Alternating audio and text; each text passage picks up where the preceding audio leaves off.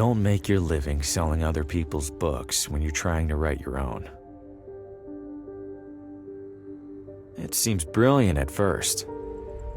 Immerse yourself in your craft, get a sense for what's popular, gather moments of inspiration from the unassuming corners of the world.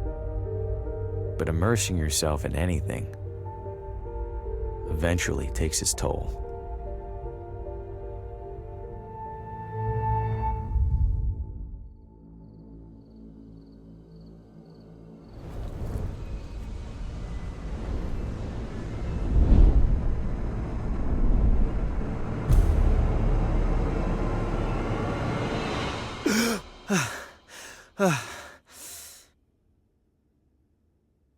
Shit.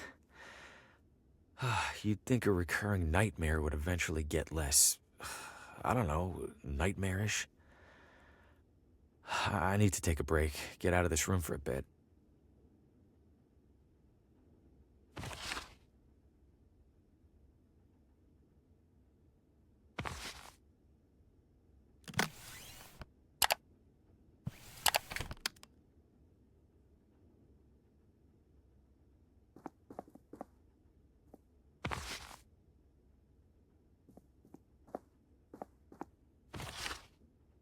Seems appropriate that I'm staying in a room as disheveled as I am. There are more cigarette butts on the floor than there are in here.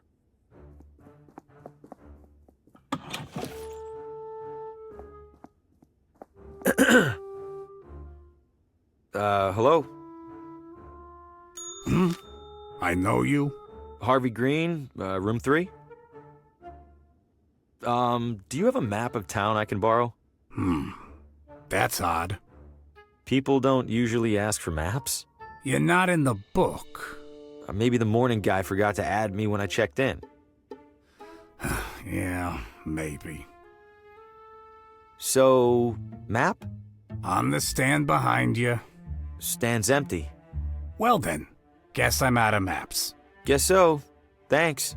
No problem. Just a moment, young man. May I trouble you for a bit of company? Oh, sure.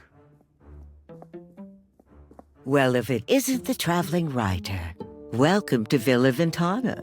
Have we met?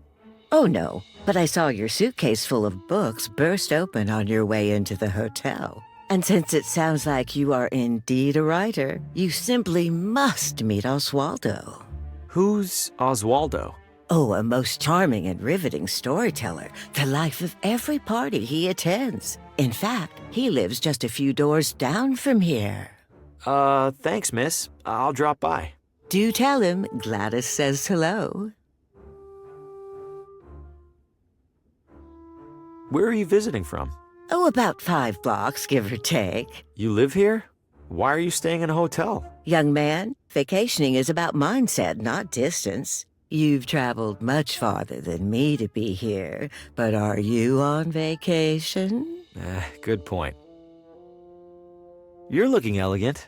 Maybe too elegant for a place like this. Oh, I know, dear. Sadly, this filthy excuse for a hotel happens to be the only one for miles. Give it a rest, Gladys. I'll give it a rest when you learn how to brew a halfway decent cup of tea.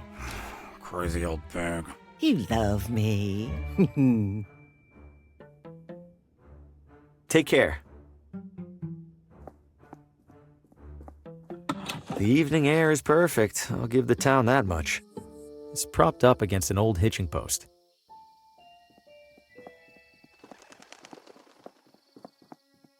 Oh, hey there, little fella. Where are you off to? Whoa! What the hell was that?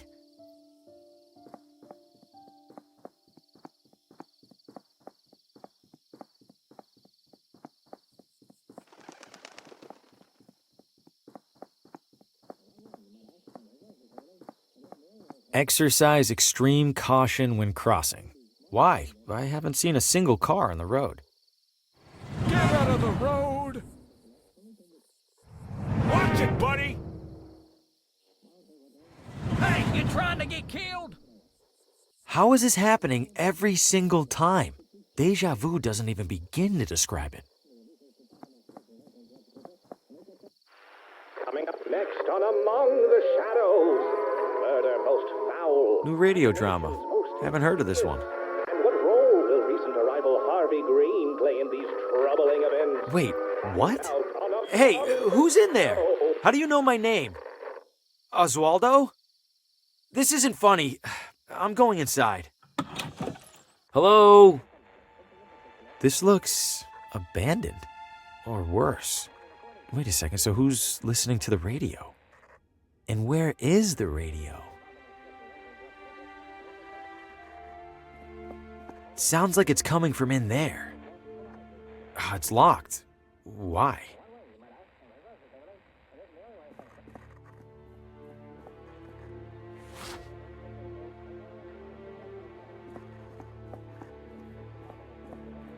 Was there a struggle here? Why else would all these chairs be knocked over? The wall is covered in newspaper clippings, pictures, and scribbles. But why is there a crossword puzzle in the middle here? And what are these paper scraps stuck around it?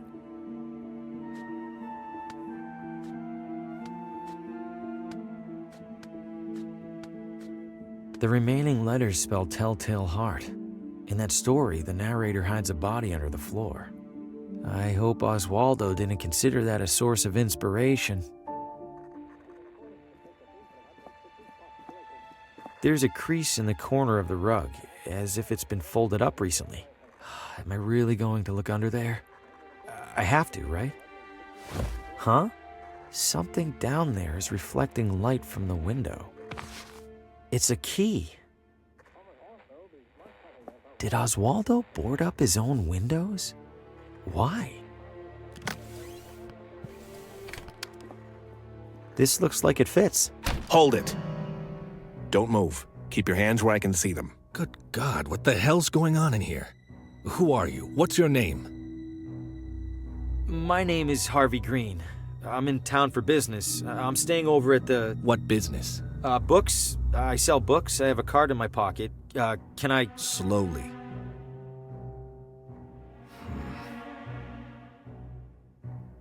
What's all this on the wall? What have you been doing? Nothing. No, I don't know what any of this is. Bullshit. It's true. I've been in here for just a few minutes. I've been in town less than a day. Whatever's on that wall, it must have taken weeks. Let's say I believe you. Why are you in here? The radio was on. I heard it from outside. I could have sworn a voice on it spoke my name. Mr. Green, have you been drinking? No, I swear. Shame. Guess you're just crazy.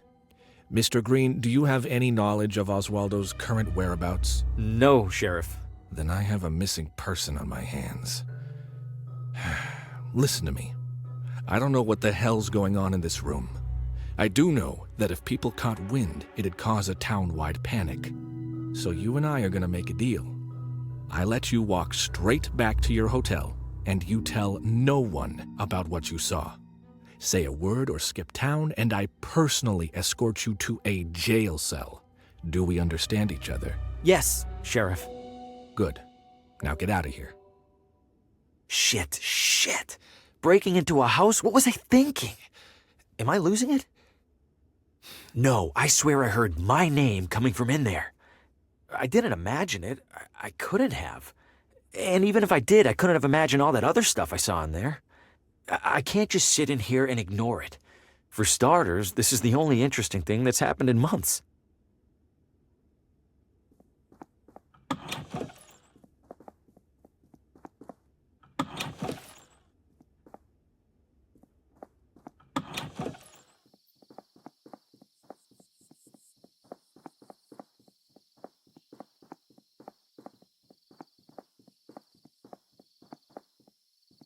Good evening, officer. Evening, Mr. I don't believe we've met. My name's Hugo. Victor Hugo. I'm a tourist. A tourist? Huh. We don't get many of those. Well, welcome to Villa Ventana, Mr. Hugo. Stay out of trouble and all that. What happened in there? I'm afraid I can't comment on that, Mr. Hugo. Scene's still under investigation. As in crime scene? Well, that's what the sheriff's gonna figure out in the morning. Ugh, I probably shouldn't have said that even. Any chance I could take a look inside? I'm something of a... Aspiring mystery writer? How did you... Suspenders. Right. I'm sorry, Mr. Hugo. We need to make sure nothing's disturbed.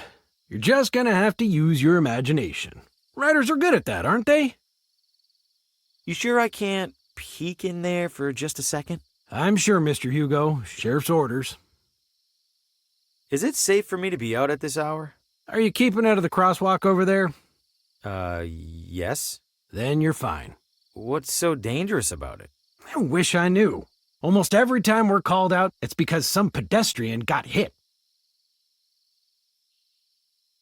If that crosswalk's so dangerous, why not remove it? We submitted a request to City Hall. Why didn't they do anything? They did. They put up the sign. An enormous creature jumped out at me at the edge of the woods. Ha! First time in deer country, Mr. Hugo? This was no deer. It was brown, Like a deer? totally silent.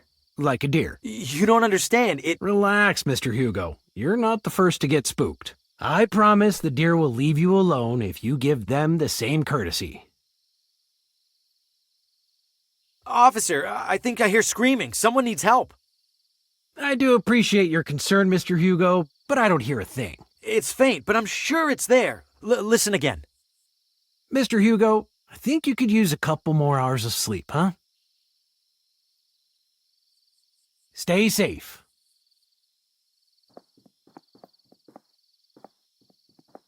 Huh, it's a whole mannequin. Little beat up, but it's in one piece. Maybe I could clean it up and sell it.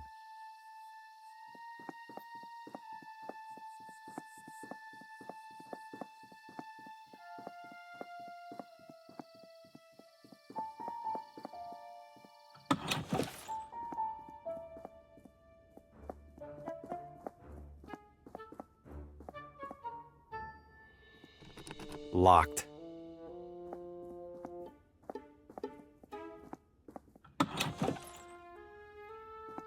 Not sure if anyone's staying in this room.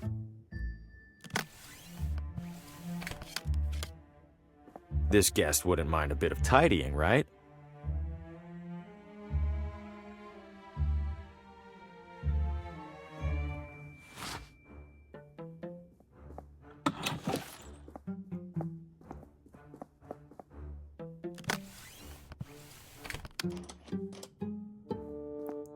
Clean and dry.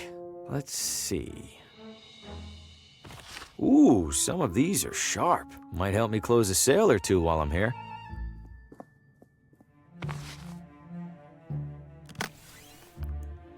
Great, now the mannequin's dressed better than I am.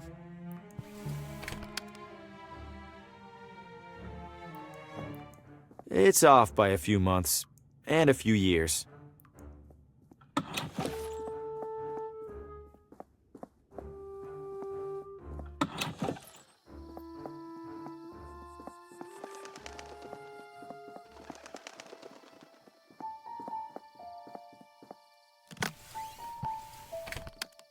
This should look like the real deal to that cop. Here goes nothing.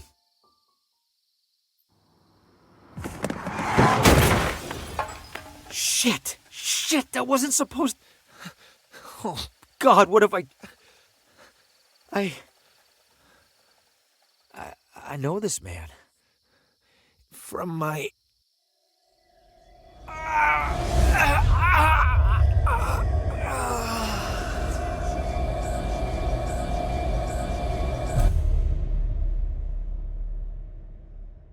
Oh, good Lord! Did you see what happened, Mr. Hugo? I didn't. I heard a crash, and, This damn crosswalk! Sign's useless! Get back to your hotel, Mr. Hugo. I'll call an ambulance. Yes, officer.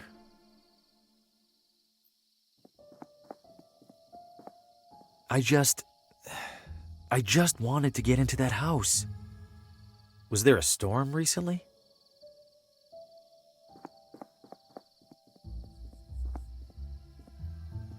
If I keep it down, hopefully he won't even realize I'm in here. The radio should still be in that desk. Time to take a look.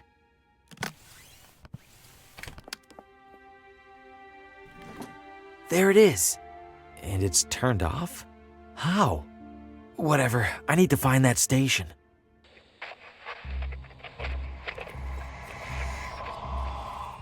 No light, no shadows, Oswaldo. No light, no shadows. No light, no shadows. No light, no... Coming up next. You are next. No, it's happening. I have to warn Lena.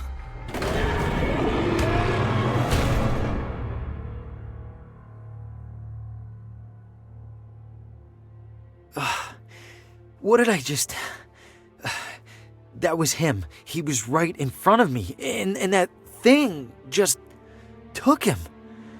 What did you find, Oswaldo?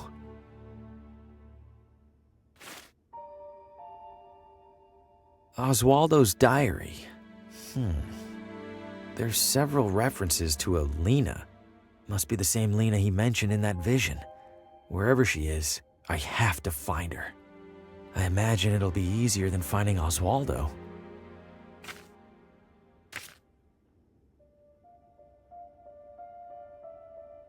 Did the radio cause my vision of Oswaldo? How?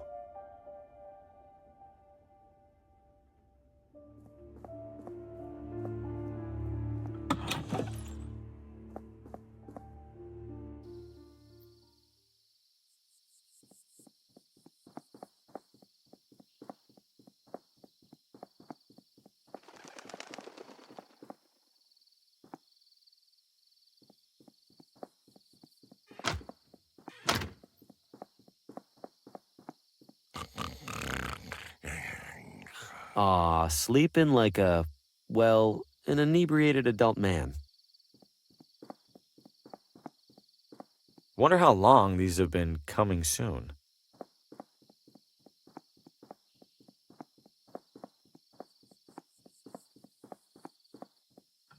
Hello? Does any house in this town have people in it? This one does now. What the Fosco Moretti, realtor, licensed and accredited. And to whom do I have the pleasure of showing this magnificent piece of real estate? Oh, I am not in the market for a... Oh, ho, ho. Everybody's in the market, my friend. Some of us are just standing a little closer to the register. Your name? Harvey. Well, I have to say, Mr. Harvey, seeing you here in this immaculately tiled parlor, I see a man of purpose. Am I wrong? I have a job, if that's what you mean. Not a job, Mr. Harvey. A calling, a yearning from within. You, Mr. Harvey, you aspire. I suppose I'm writing a... An author, my God, I stand in the presence of a modern-day Hemingway. You know he's still alive, right? Mr. Harvey, you must agree that every great writer requires an equally great writing environment. Where do you currently do your writing? In cafes, mostly. Oh, cafes? Oh, boisterous, chaotic. How do you even put a single word to paper? No, that won't do at all. What an artist like you needs, Mr. Harvey, is a house. But not just any house. This house. This house? Okay, listen, I'm gonna stop you right there. I'm definitely not buying this house, and I definitely don't want you assuming otherwise. I understand, Mr. Harvey. Thank you. You just need a little more time to see what I see. Which is? That you and our sleepy little town are destined for each other. And when you come to that realization, I will be here. I promise you'll be the first to know.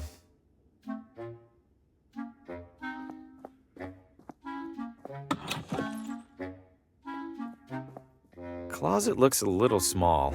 An optical illusion, Mr. Harvey, I assure you. This closet features no fewer than 200 cubic feet of space. I was almost inclined to list it as a second bedroom. I guess you have more experience with closet sizes than I do. You flatter me, sir.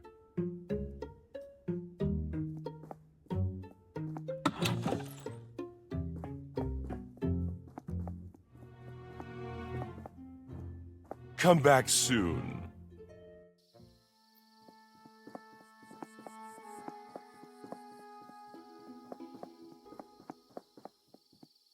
I can't see much of anything through those curtains.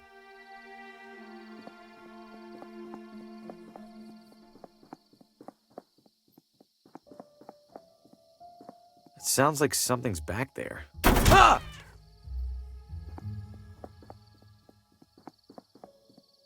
Evening, sir. Evening. What is this house? Sir, you stand at the majestic wrought iron gates of the Villa Ventana Sportsman Society. The what now? It's a hoity-toity hunting club, and the primary home of its president. Can I take a look around the grounds? I'm doing some sightseeing. At the moment, absolutely not. However, in a few hours' time, the estate will host a soirée that is open to the public. If you care to explore, that will be the ideal and legal time to do so. Got it. Thanks. At your service, sir.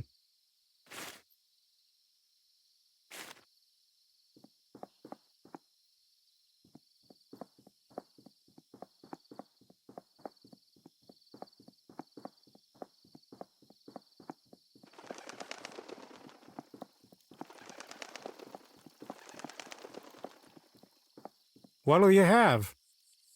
What do you got? Hot dogs? Anything else? Things that go on hot dogs? How eclectic. Nah, think I'm all out of eclectics. Selling a lot of hot dogs? Not yet. Waiting for folks to start stumbling out of the bar. After a few rounds, these things go straight from suspicious to delicious. Isn't it about time to wash that apron? Hell no. Gotta keep expectations low. If I look clean, the hot dogs look even filthier by comparison. One hot dog, please. That'll be $3.50. I'll, pay you tomorrow? Then I'll, give you a hot dog tomorrow. Anything I could take off your hands for free? Got a few expired ketchup packets. How expired are we talking? Sir, that is a very sad question. Just give me the damn packets. Hey there. Hey, is there a woman in town named Lena? Lena? Oh, sure. I don't see her too often. She's a vegetarian. Do you know where she lives? Sure don't. Someone over there in City Hall should, though. Right. Thanks. Bye-bye, hot dog man.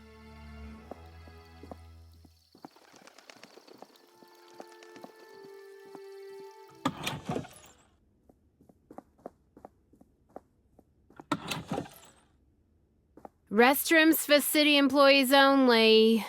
What? No, I don't need to use the restroom. Then why on earth did you come in here? Is this City Hall? Last I checked. When was that? When my shift started about, I don't know, 1,000 years ago. Has a man named Oswaldo been here recently? Not recently enough. He's late. Late? He checked out a pile of old newspapers from the archives. I made it very clear that he had to return them within 3 days. Haven't seen him since. Cheap bastard probably used them for kindling. I'm in town for work and thought I'd see the sights. Uh-huh. And which site were you interested in seeing exactly? The cabinet jammed with unsorted census surveys? I don't know. The building looked big. Figured there'd be something to look at. If you're that desperate for something to do, there's a little Villa Ventana museum one room over. Don't bother telling me the exhibits are falling apart. I already know, and I already don't care. Where was that museum you mentioned? Literally next door. You get lost often? Yeah, honestly. I'm looking for the address of... Credentials? I beg your pardon? All requests from municipal residential data require valid authentication from the requesting party. I beg your pardon again? I need proof that you're allowed to view town housing records. So, you got proof or not? Oh, I, left it at home. I'll be back. I'm sure you will. Later.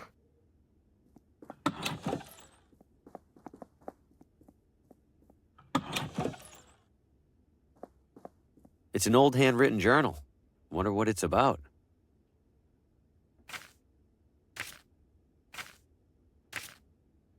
This last page is torn. I think I'll hold on to this.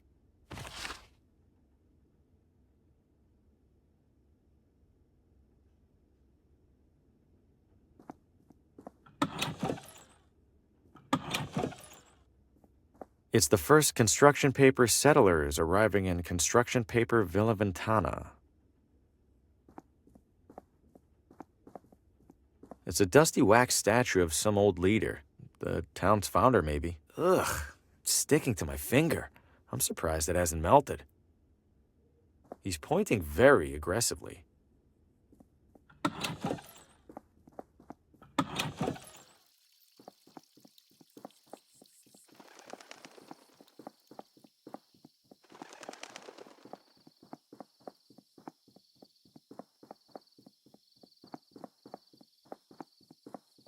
Evening. Obviously. Randolph, don't be rude to the wino. He looks like he's had a rough life. Encouraging to see at least one person with a book.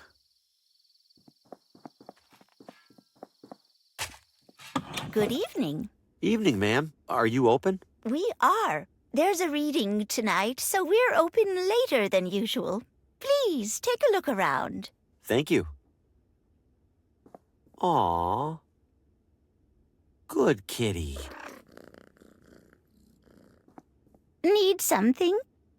My name is Harvey Green, and I'm a salesman with McGinty. I'd love to... McGinty?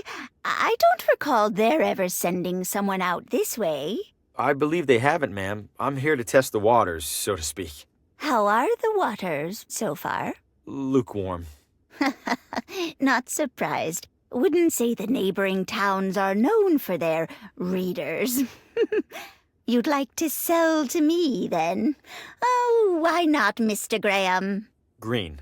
Bring your samples along tomorrow, and I'll take a look. I appreciate it, Mrs. Oh, Pamela's fine. Pamela. All right, thank you. Was there anything else? Move a lot of books lately? Can't complain. Business can't be that bad when there's no competition. Only bookstore in town, huh? Great. Others pop up now and then. They all go under trying to compete with the sweet old lady. Do you do anything special to bring people in? Oh, plenty. You'll notice the sale bins for starters. We also have a couple of accomplished authors right here in Villa Ventana. I bring them in for readings and signings and the like. Later tonight, a local critic will be reading the latest from Paul Frey. Ever heard of him? Brilliant writer, but he doesn't care much for us unwashed masses. Yeah, I've heard of him, and that doesn't surprise me in the least. I happen to be a bit of an author myself, and, Oh, you must forgive me. It's been a long day. If you have something for me to read, could it wait until tomorrow? Oh, right. Certainly. Don't worry, the cats are friendly. Aww. What you doing there? Reading books? You love books, don't you? Oh, yeah, you do. Tonight, the latest novel from Paul Frey as read by visiting critic Aaron Hunt.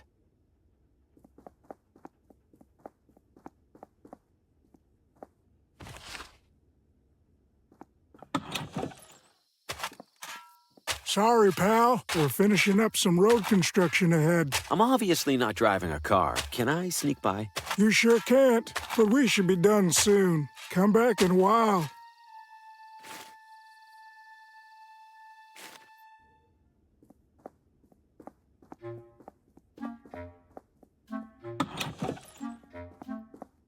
About this closet. The largest you've ever seen, wouldn't you say? I'm not so sure. I don't think I could fit much in there. A skeptic? I respect that. Allow me then to demonstrate. Just one side of this closet can house a full-bodied man such as myself, with space to spare. I'm pretty sure I could do a cartwheel in here. Oh. Nailed it.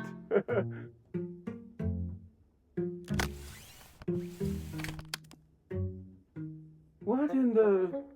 Mr. Harvey, the door appears to be jammed. Could I trouble you for assistance?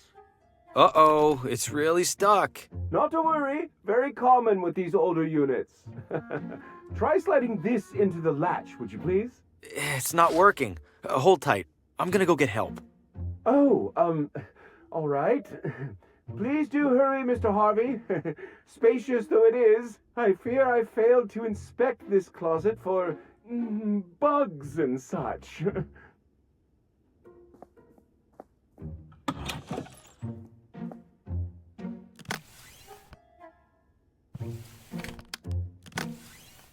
I'll just cut my photo off the back cover. I have plenty more copies of this thing.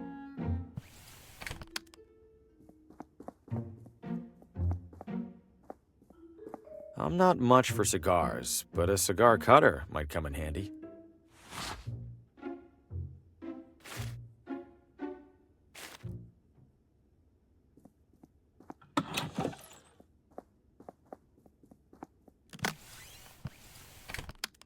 Your pointing days are at an end, I'm afraid.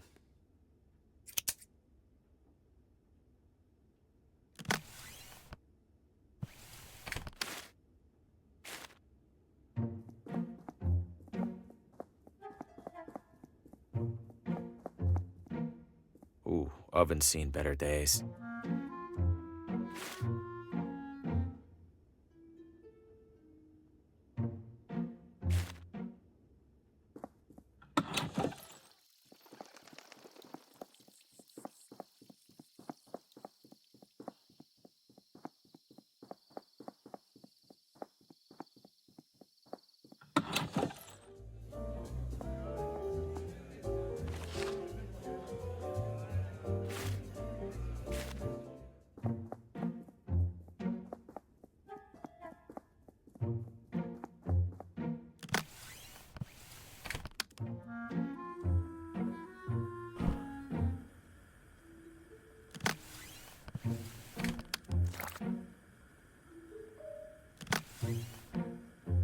I've stuck the wax to the back of the photo. I'll consider it a minor miracle if this fools anyone.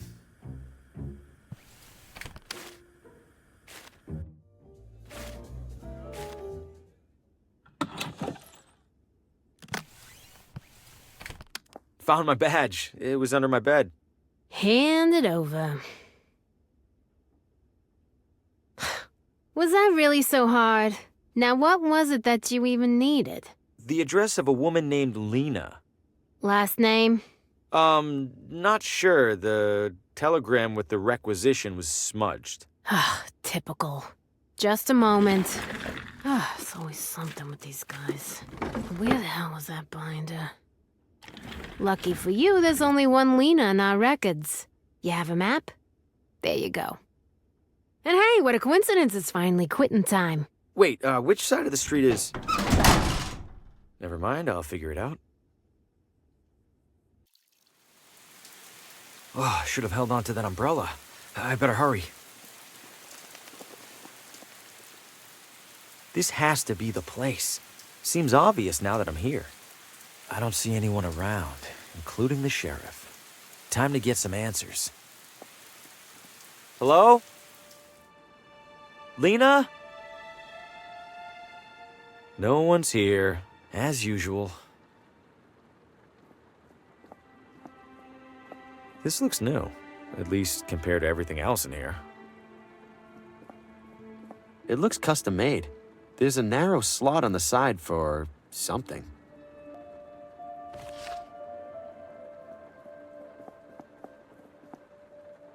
Another radio. Could it show me what happened in here? Only one way to find out. Now where are you, Lena? Help! Let me go! I can't help you! I see strands. And something's coming. Something's coming to kill us all! Harvey! Help! Lena, she was tied up and tortured by those creatures. What are they? They were made of darkness, like the arm that grabbed Oswaldo. Why were they tormenting Lena? Did she do something to anger them? And wait, why did Lena cry out for help to me? How did she even know my name? No, I refuse to leave another abandoned house with more questions than I came in with. Keep talking, radio. Show me where they took her.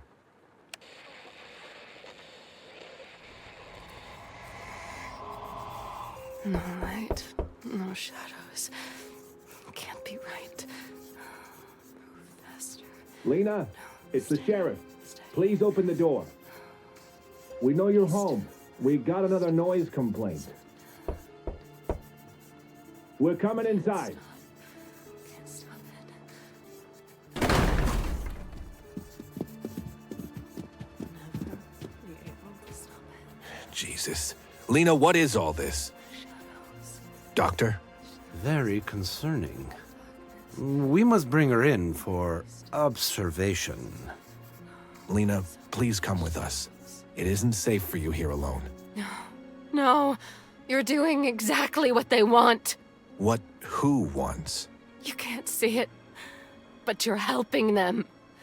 You're killing me. Lena, we're helping you. We're going to protect you from them, I promise. Ivan, if you would. No, wait, please. No. No. The sheriff was here. He took Lena. Or at least his doctor friend did. But wait, the sheriff caught me in Oswaldo's house after he was here. He'd already seen the symbols on Lena's wall when he saw Oswaldo's. He must have made the connection, and now he's desperate to keep things quiet. Is that really just to avoid a town panic? Or does he know something? It doesn't matter. Either way, I need to stay clear of him and find Lena. And that starts with paying the doctor a visit.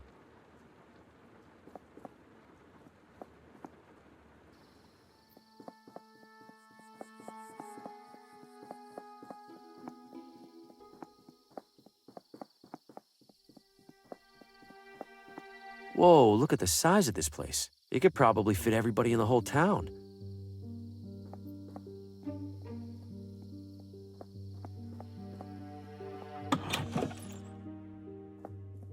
Welcome to Whitestone.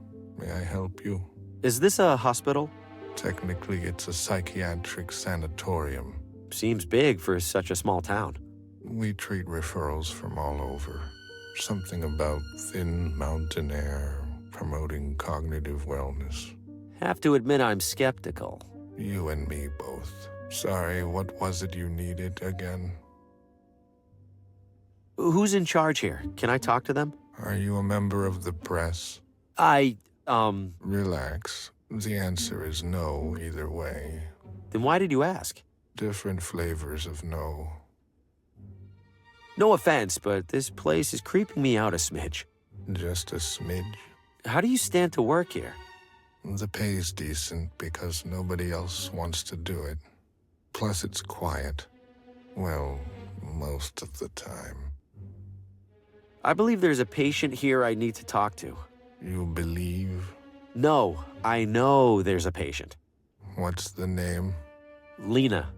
What is your relationship to the patient? Family, family friend. And what is the patient's visitor code? Visitor code?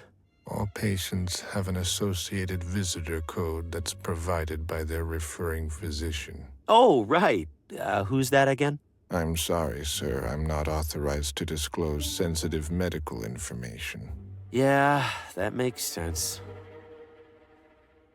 Have a tranquil day.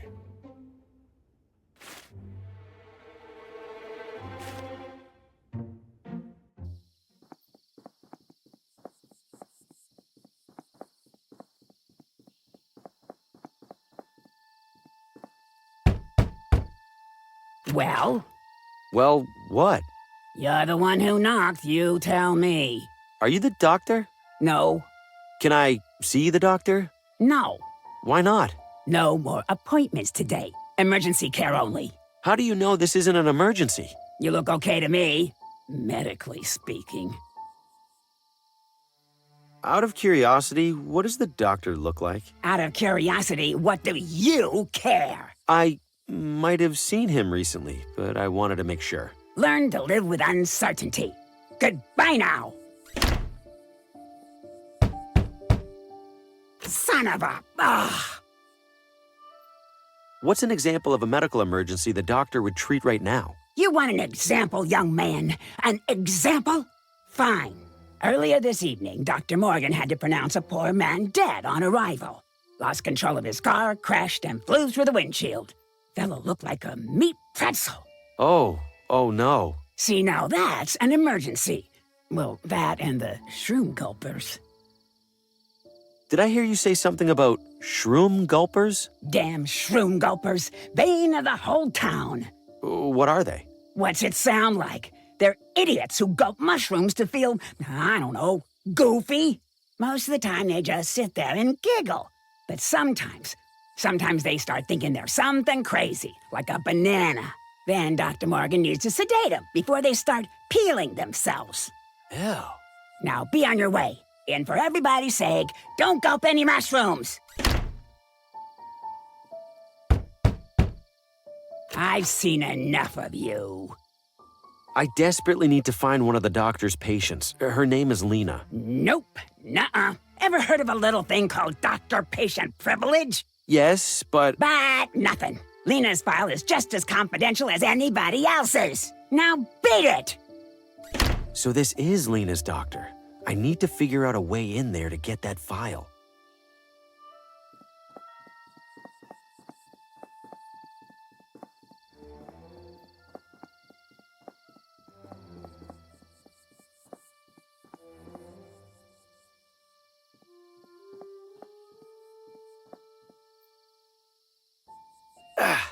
The swords are really stuck on there. Wow, way out of my tax bracket. Could you please smoke that outside, Beaumont? I swear I could smell it from across the room. Doubt that would help, Skeffington. With that beak, you could smell this cigar from across the continent. Yes. I will have you know that its size has minimal bearing on its capability. Ha! Did you get your wife to believe that?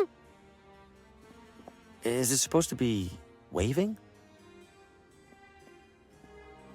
Why must you drag me here, Herbert? It reeks of bourbon and old leather, and it's decorated with nothing but wretched animal carcasses. I know it isn't exactly our scene, Edna dear, but we would benefit greatly by finding ourselves in the good graces of Mr. Frey. There's much more to this hunting club than the hunting. There'd better be. I'll be airing out this dress for months.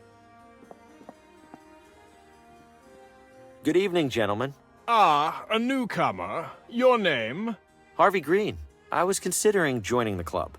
Wonderful. Then you must have been duly impressed by our collection of heads. Very much so. But I couldn't help but notice that one of the mounts is empty. Well spotted, Mr. Green. Indeed, we as a society have yet to claim a trophy of that most dangerous game.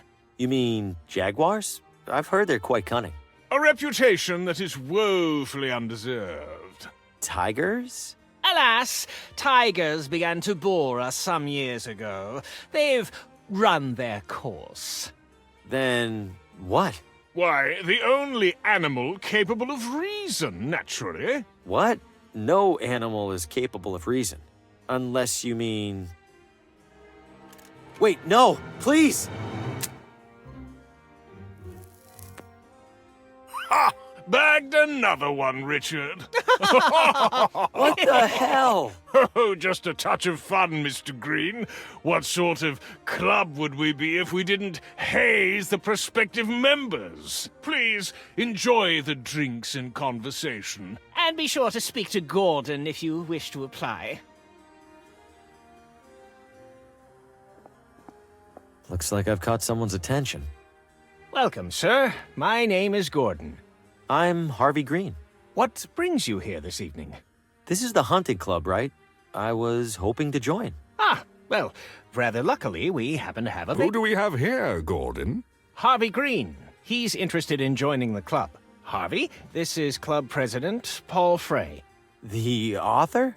Regrettably, Mr. Green, we have 0 vacancies. I wish you a pleasant night.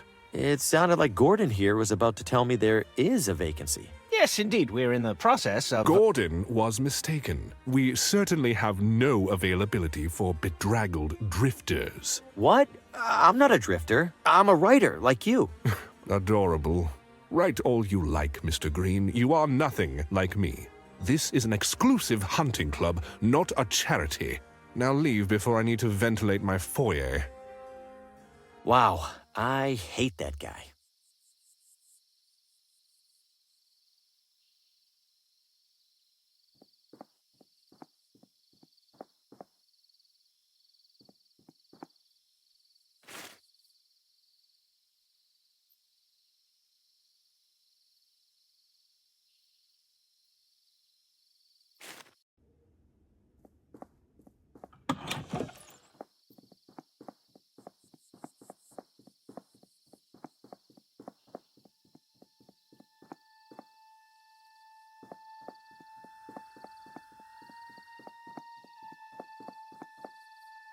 Lovely evening. Peaceful, too. For now.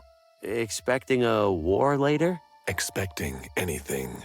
Colin Faraday, Neighborhood Watch. Harvey Green. Books. What does the Neighborhood watch out for? Suspicious activity, along with suspicious inactivity. Wait, so how much activity isn't suspicious? Why do you ask? Seems suspicious. How many people are in the watch? 5, if you count my wife. And? And my 8-month-old son. And my dog. Uh-huh. Does the Neighborhood Watch work with the police? The police? Please, you think the sheriff keeps the peace around here? Yes. The safety of the public is best secured by the public itself. More specifically, by me, Colin Faraday. Quite the radio you have back there. Appreciate it. Isn't the roof antenna a bit overkill? Absolutely not. It's for the watch, used only in the most dire of emergencies, tuned to our secure frequency. Oh, which frequency's that? Did you miss the secure part, compadre? Mind if I borrow some gas? Just enough for my lamp here. Sorry, can't spare a drop. You can't spare a drop? You planning to mow every lawn in town? Lawnmower's a ruse. This gas belongs to the Neighborhood Watch emergency reserves. Can't be too careful. Don't let your guard down.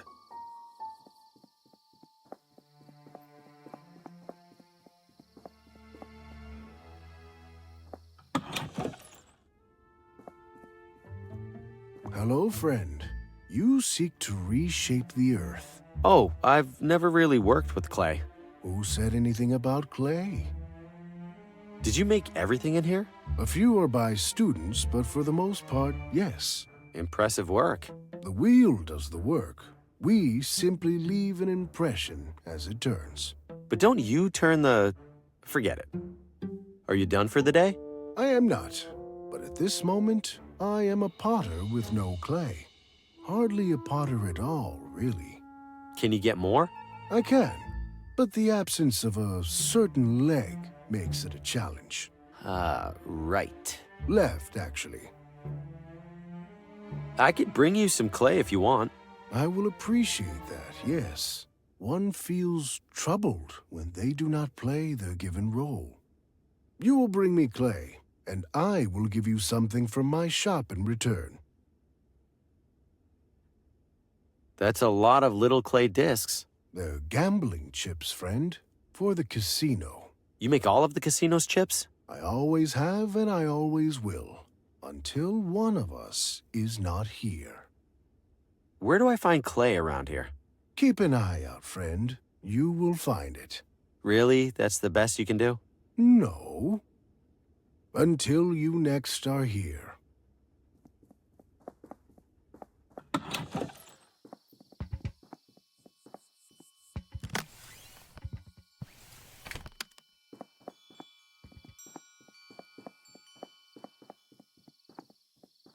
I think I hear something rustling around up there. Ah! Get it off! Get it off! Ah! I'll admit, that one's on me.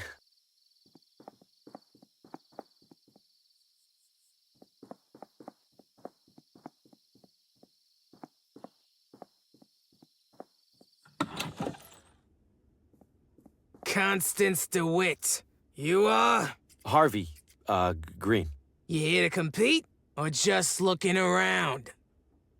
What kind of competition are we talking about? Floral arrangements, the pinnacle of natural elegance and beauty. Lovely. Is there a prize? Membership in the highly selective Villa Ventana Floricultural Guild. What's that? It's this, genius. You're standing in it. Oh, neat. How do I sign up for the competition? You sure you're up for it? Why wouldn't I be? You need to arrange flowers. By the looks of it, you can't even arrange your shirt. That's a totally different skill set. Whatever you say. If you're serious, put together an entry and place it on the table over there. The competition arrangements are looking a little dried out. Great, now you got me all nervous about it.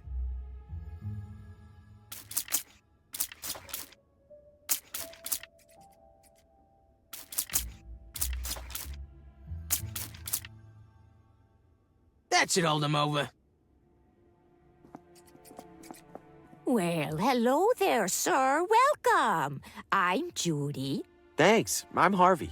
What brings you to our little refuge from everyday life? Do you know a woman in town named Lena? Oh, Lena? I know who she is. We aren't close, though. Different circles. She always looks a little sad. You know, maybe I should bring her some flowers sometime. Why the gas mask? Plants don't seem that dangerous. Oh, the plants aren't, but the pesticides can be.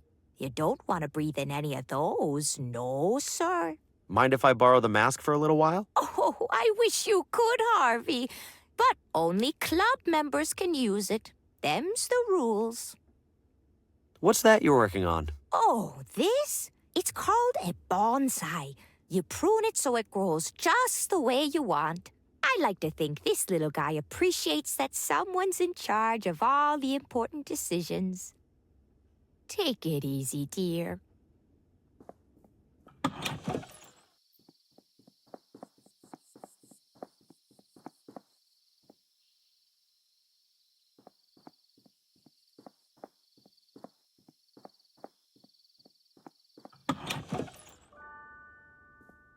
Remnants of a meteorite that landed approximately 30 kilometers southwest of Villa Ventana.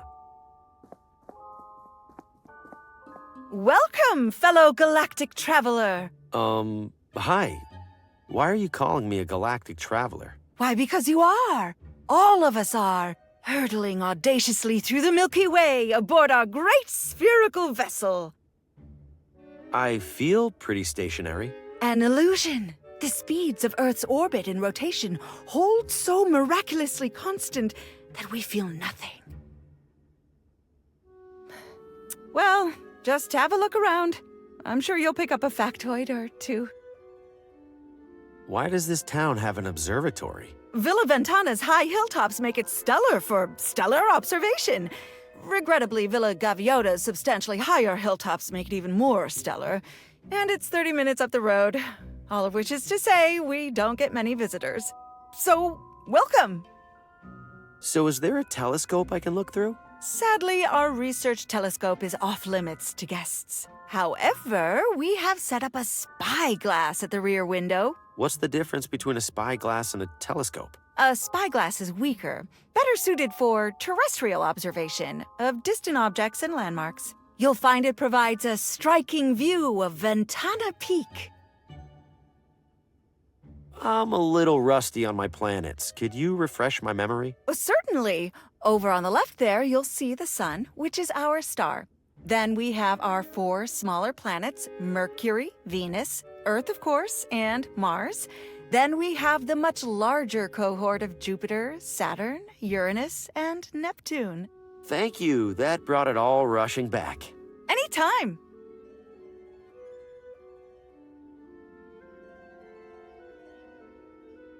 Are you an astronomer? Would you enjoy the hokey answer where I say that every human who looks up at the night sky is an astronomer? Not really. Then, yes, I am an astronomer.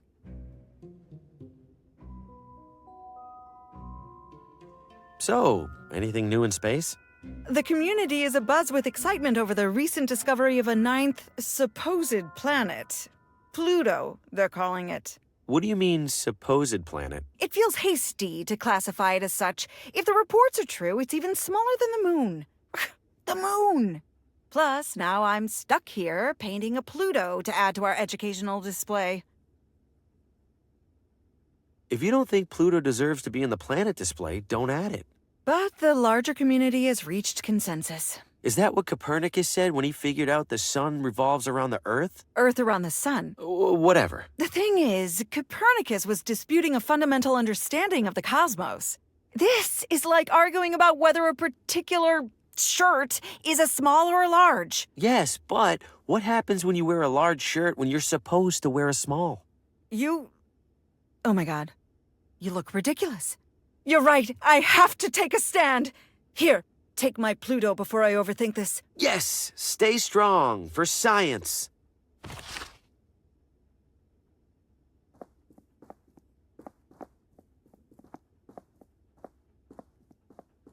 Nobody would miss one old broken compass. There's plenty more in there, and I could see this being useful.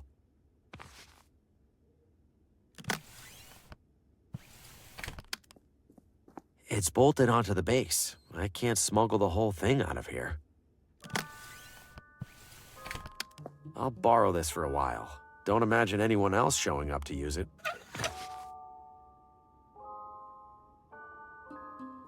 Ventana Peak is known the world over for the unique rock formation at its summit, an arched opening that locals fittingly called the Window. Scholars continue to debate whether the window is the result of natural erosion or the deliberate work of an ancient civilization.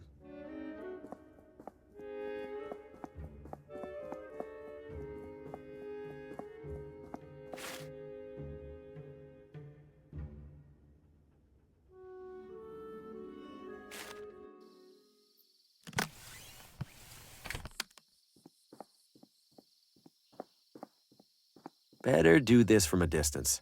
Otherwise, the watchman will watch me watching.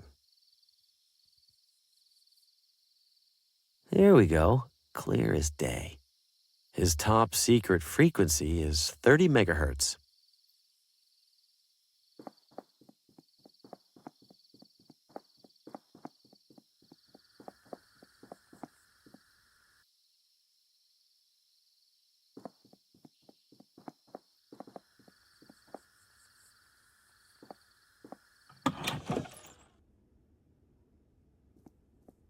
Just the fellow I wanted to see.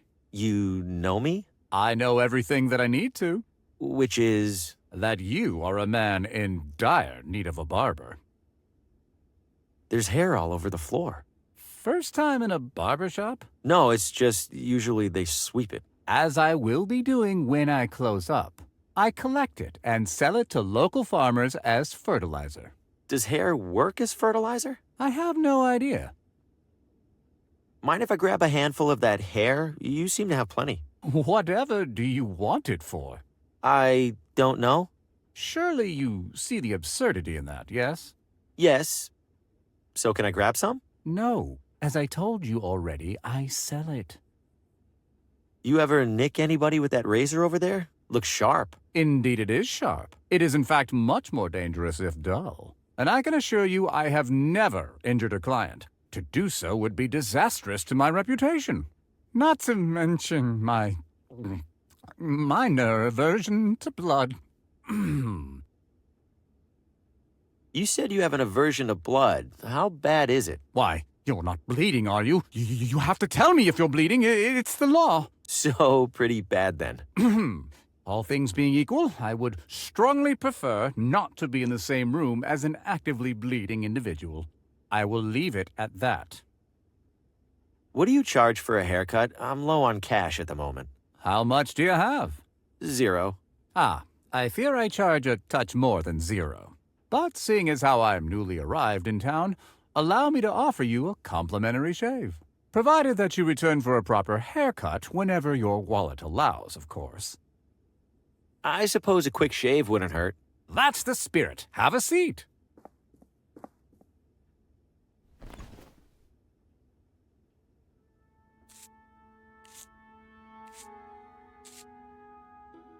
There we are, my friend. Do come back when you find the time. And money.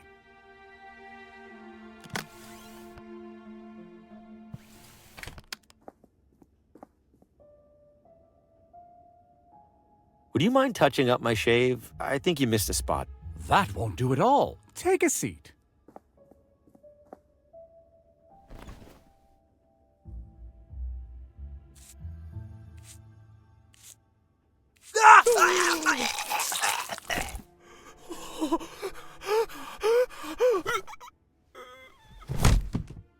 Gotcha! Did I spook you there? Just a little catch-up prank. Sir? What the? He can't be. You call this a minor aversion of blood? I didn't, it was just,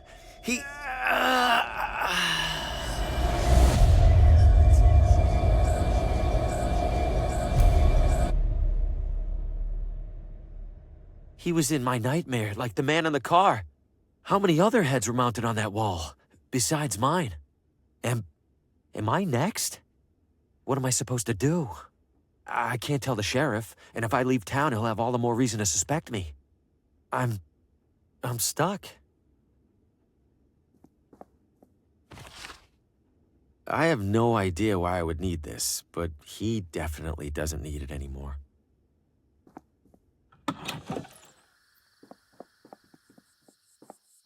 You break, you buy. And hello to you too.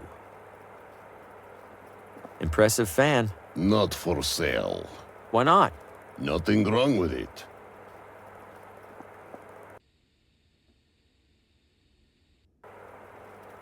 Hi there. You break, you buy. Yes, you already said that. I'm allowed to try this transmitter for free? Yes, but... I break, I buy? Da. What about the phonographs? Can I try those? No. Why not? No sign. Can't argue with that. Bit of a strange question for you. Do your radios ever give you horrific depictions of past events? You mean news report? Yes, radio gets news report. 15% extra. No, like, never mind. Thanks for business. Good evening, Villevent. Tough crowd. Hello? Guess not. You're listening to Bookman and the Worm on XHRV, the Harv. Always wanted to do that. Breaker, breaker, this is Thunderbird calling all members of the Neighborhood Watch. Come back. I read you, Thunderbird. This is Sentinel. What's your status? Over. Sentinel, we've got a situation. Oh, over. Copy that, Thunderbird. Which sector? Over. Foxtrot, over. Copy. And what's the situation code? Over. Situation code? It's, Veronica, over. Received, Thunderbird. En route to Forest to stop ongoing shark attack. Over and out. There's about 10 different reasons that shouldn't have worked. Unbelievable. I trick him too sometimes.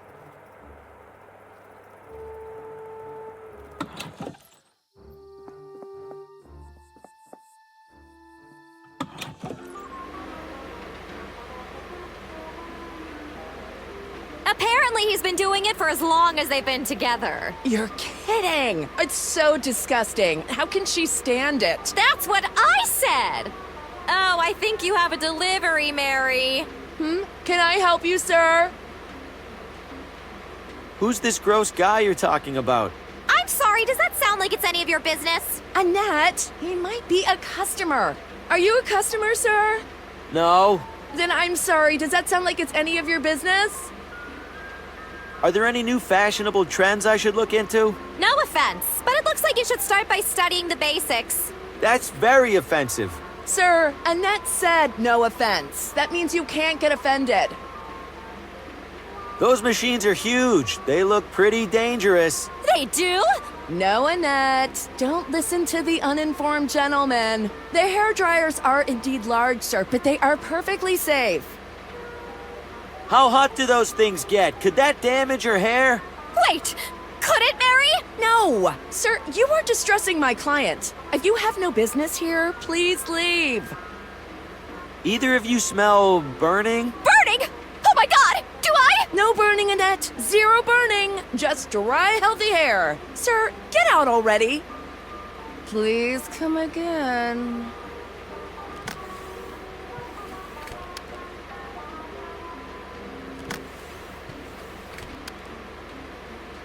Pardon me, ladies. I dropped my wallet. Klutz.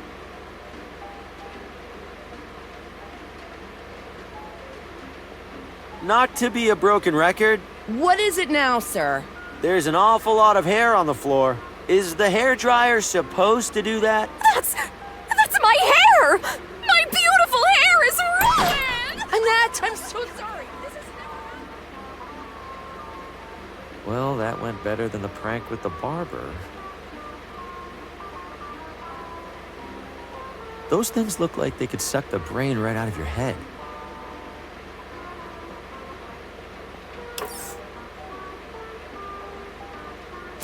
Ow! These hairdryers really are dangerous. There's a nearly empty bottle of nail polisher. She probably won't miss it. There are plenty of full ones.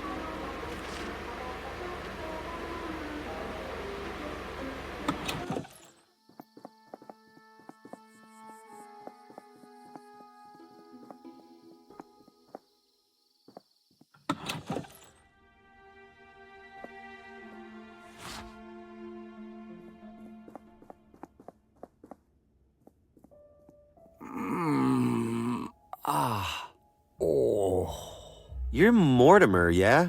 What happened to you? Oh, bad trip.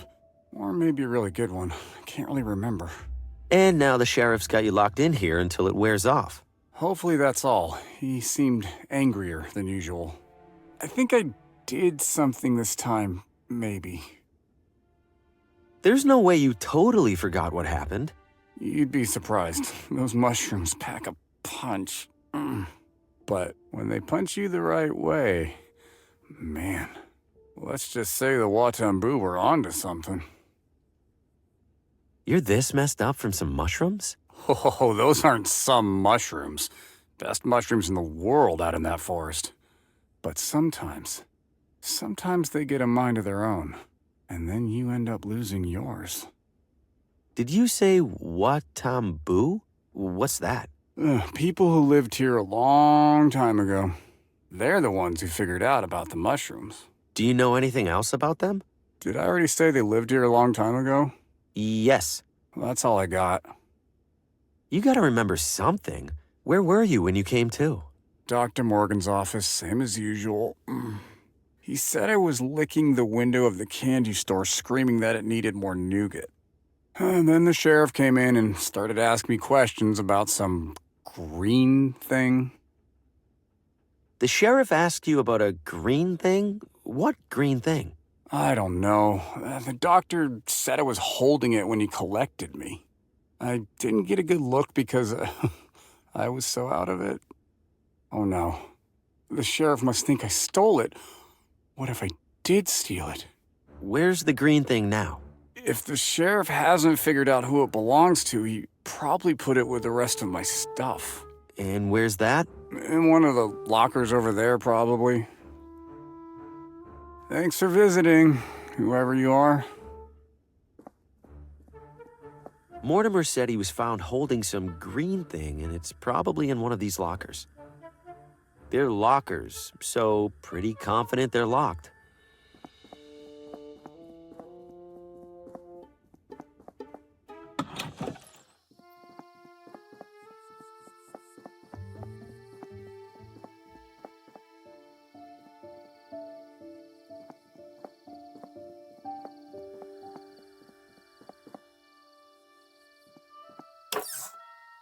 They're completely shot. No wonder the lights are out in there. What the? Careful there. Floor's a little slippery. Slippery? This place is completely flooded. If I slip, I might drown. Now that'd be something to see. You've got a friend in the timekeeping business. Why is it so dark in here? Fuse is blue. Happens every time it rains. Every time? Isn't that dangerous? Oh, just inconvenient. Those were my last couple good ones. Can't pick up any replacements till tomorrow. Everything's drenched in here. How'd this happen? It's been raining, silly. We're inside, silly. I have a gigantic leak in my roof that I haven't bothered to fix in years, silly. Well, that clears things up. Silly. You made all these, huh? Every one. Well, except the watch I'm wearing. Keeps me humble. They're such different sizes. Doesn't that make it tricky? Not really. Clock's just a circle that tells time. What's it matter how big the circle is? I guess you're the expert. A compass is kind of like a clock, right? Think you could fix up this one? Compass? That ain't even close to a clock. Oh, when you look at the time, it's 1/4 south. See how stupid that sounds? Still, I feel like a lot of the precision that goes into watch repair would... Would nothing. My tools are calibrated for clockwork. End of story.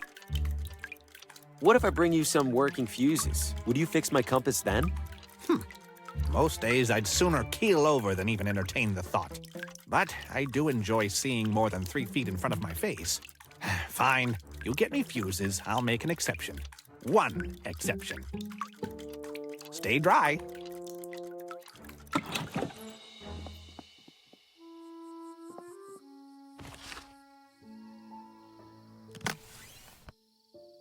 Charming, in a complete catastrophe sort of way. There's no oil in it to light.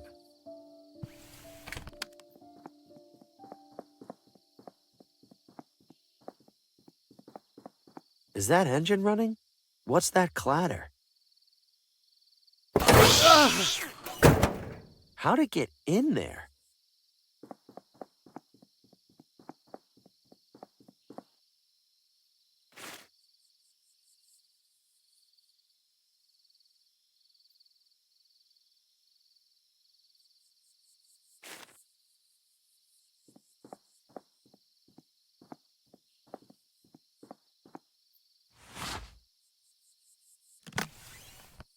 This probably isn't the kind of fuel I'm supposed to put in here, but I don't have a ton of options.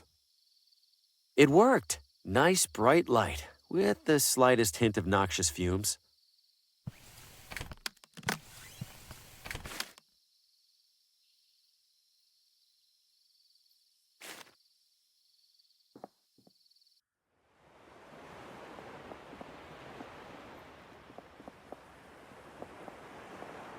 I'll grab a handful.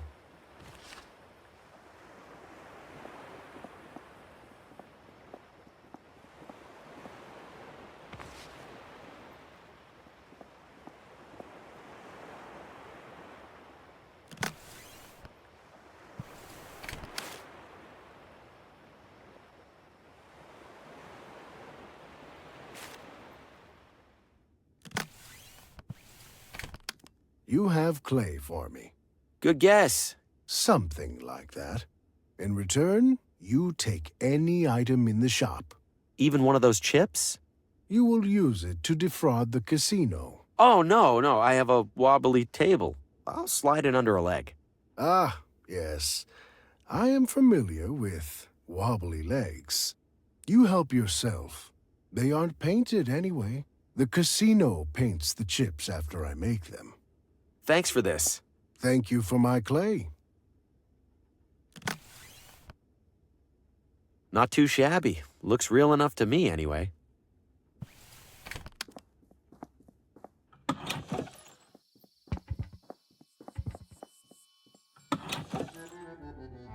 I have the strangest feeling these guys are brothers.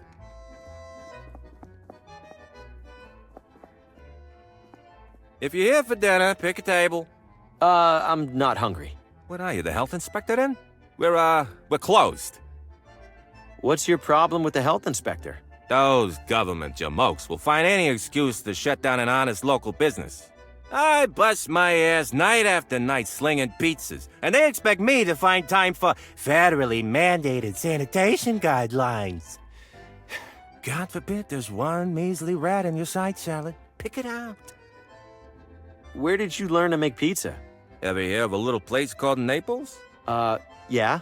Well, so had the author of a cookbook I found in the sewer. You're getting pretty good air on those dough tosses. Please, this is rookie stuff. Check this out. Dang. Best part of the job right there. See ya.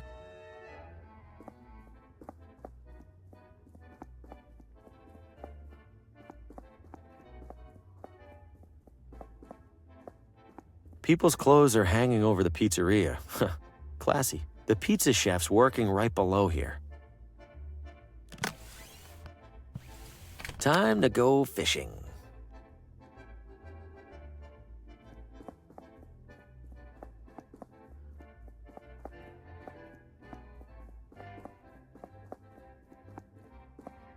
Could you order something or leave already? Could you toss that dough again? Anything for a fan. Oh, for crying out loud! You know what? Screw this. I'm having a smoke. Anybody leaves without paying, I burn your house down.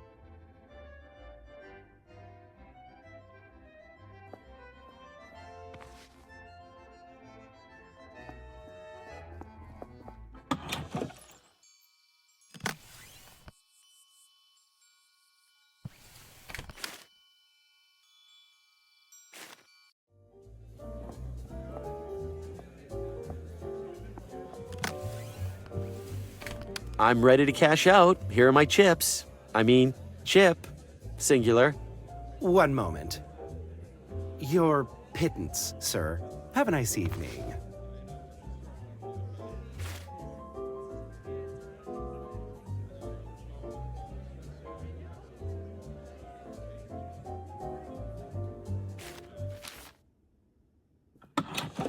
It's propped up against an old hitching post.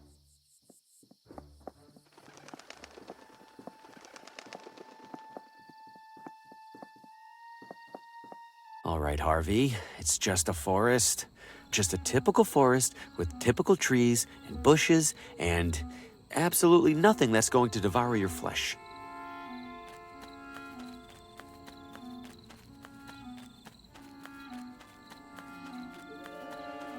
I can see a path behind there.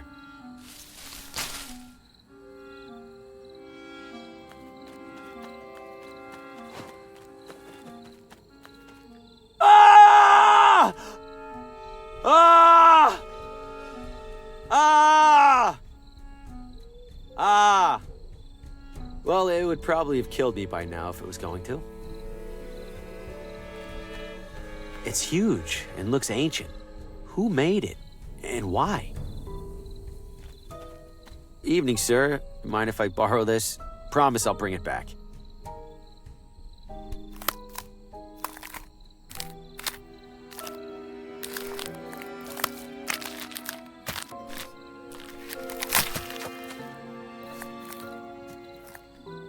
Ugh.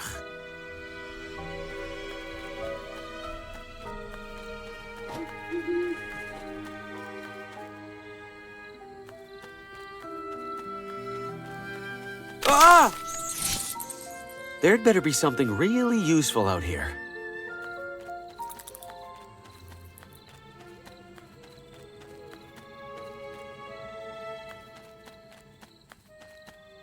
Those look sharp. I'm not crawling through there.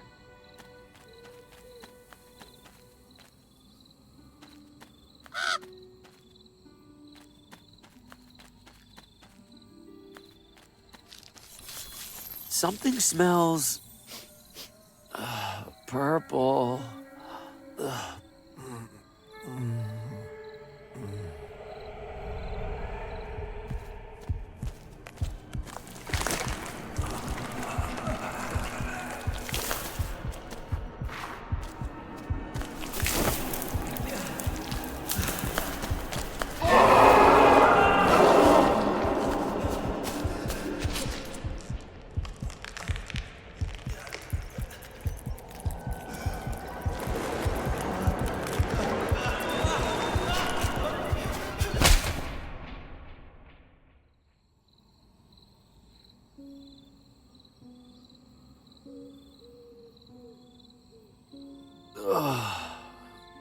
What? I'm fine? That was all a nightmare, or something like one. Whatever's coming out of those flowers, I need to lay off it.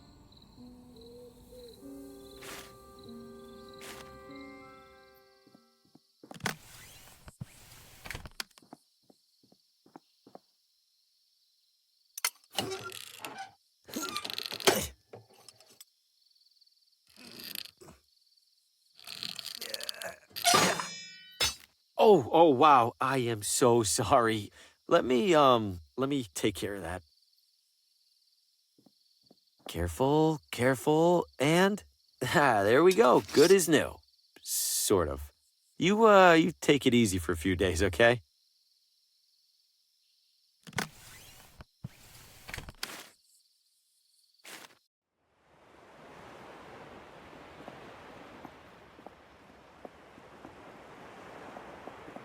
It's still attached to the boat with a rope.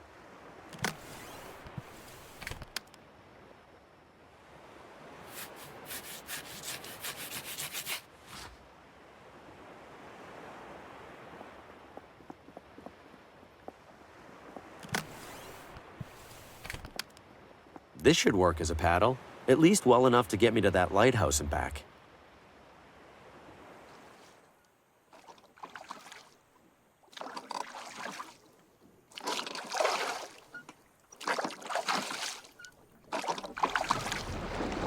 Whoa! Hey!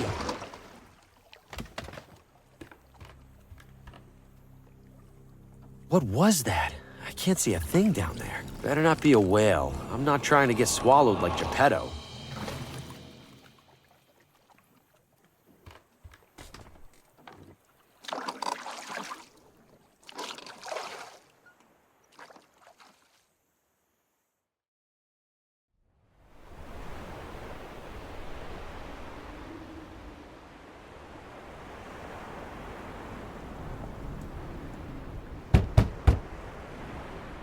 Guess nobody's home.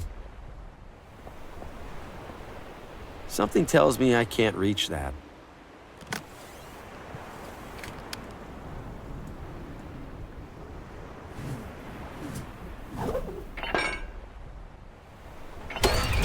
Nice.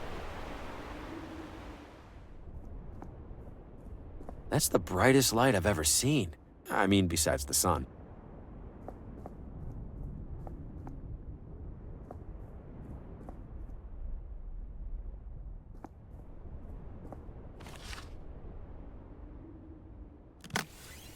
It's a drill, all right. This must control the rotation of the lighthouse. I shouldn't mess with it without a good reason. I could use the compass to calculate a bearing for the lighthouse, but I need to be somewhere with a clear view from the lighthouse to the target. It's full of a thick industrial chemical. I think it's liquid rubber.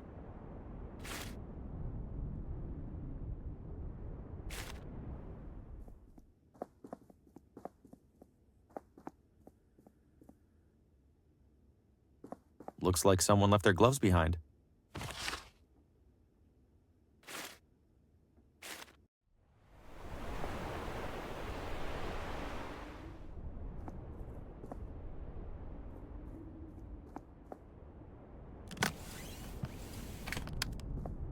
Ah yes, the traditional recipe for rubber gloves. 1 part rubber, 1 part gloves.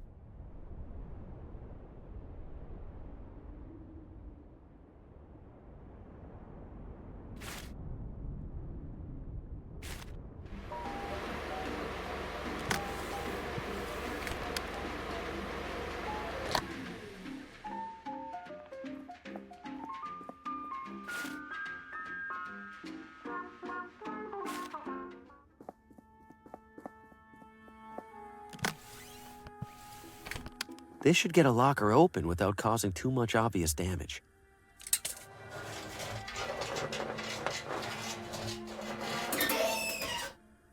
There we go. What the hell is this thing?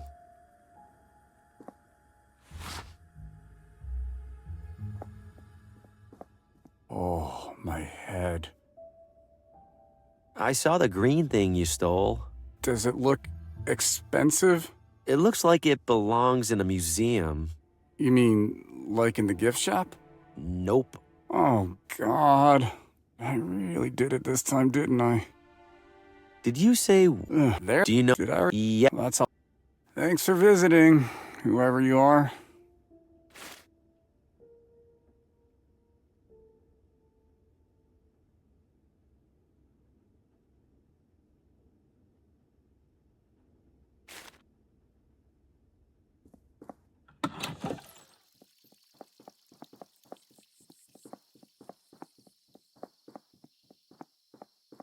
Evening, friend. Care for a motor tour? Motor tour? Like a regular tour, but with a little something extra. You mean a motorcycle? Bingo! Are you sure that thing's safe? You kidding? Villa Ventana's streets are some of the safest around. You know, besides the deadly and gruesome car accident earlier this evening. Do you know a person named Lena? Lena? Maybe rings a bell. Don't think I've met her. Okay, thanks. Oh, there was a car accident? You didn't hear it? It was a block or so that way, toward the hotel. Couldn't tell whose car it was, but I could tell they didn't make it. I thought all the talk about that crosswalk was superstition. Now I'm not so sure. What's the tour route? Right up Ventana Peak. Highest point in the area. Even beats the observatory. And then back down, I assume? Back down? Oh, that costs extra. You're kidding, right? Yeah, just some classic motor tour humor. Where does the tour go? Right. Oh, there. You didn't hear. Couldn't. I thought. All right, I'll do the tour. Great. Now, as to the small matter of payment. I've got the money. Let's ride. Hell yeah, brother. Let's inhale some fumes. You think we can avoid at least some of the bumps? You call those bumps? I'll show you bumps. Buckle up, amigo. Buckle what up? There's no... Here we are, Ventana Peak. Go check out the top. You'll wait for me here, right? You bet. I got loads of deep inward reflection to catch up on.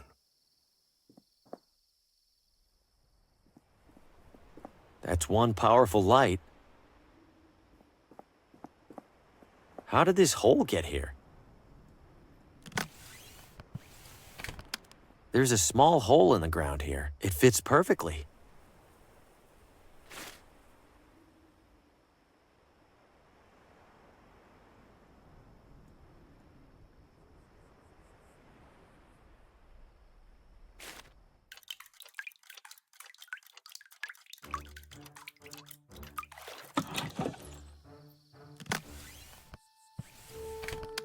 Why swap out my perfectly good fuses for dead ones? They're completely shot. No wonder the lights are out in there. They're fried. No reason to take them. Why swap out my... You've got a friend in the timekeeping business. I've got replacement fuses here. Aren't you a resourceful one? I'll swap them out first thing tomorrow. Tomorrow? I kinda need this compass fixed now. You can't rush these things, kid. You want it done right, you gotta wait. Stay dry.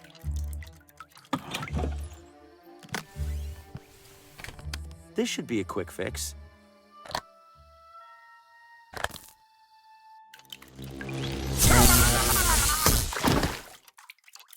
Whoa! Hey, are you all right in there? The fuse is blew immediately.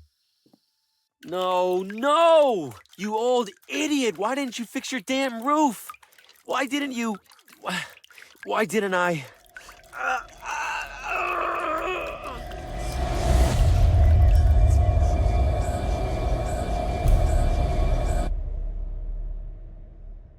I am not killing these people. I am not a murderer. Something is causing all of these people to die, and I swear it isn't me. But whatever it is, it has me on the same list. My only hope is that Lena knows what's happening and how to stop it. I have to find her. Fast.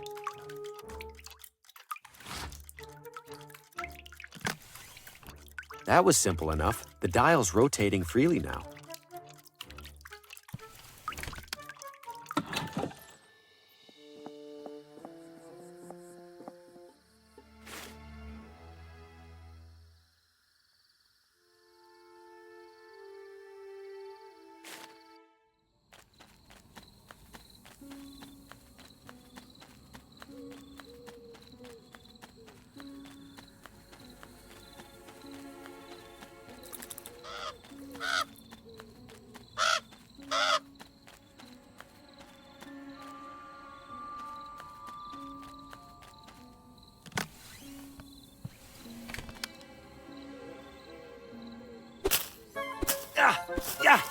Yeah! Have at you, thorns! Taste my swashbuckly blade!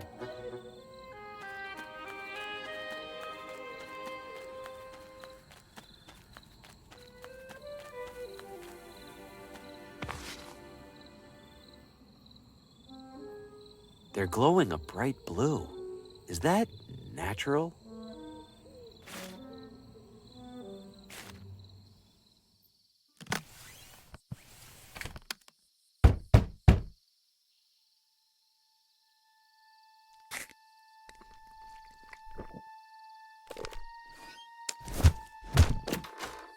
For crying out loud! We got another shroom gulper! Looks like this one's going to sleep it off. That's a welcome change of pace. Now, back to that overdue coroner report.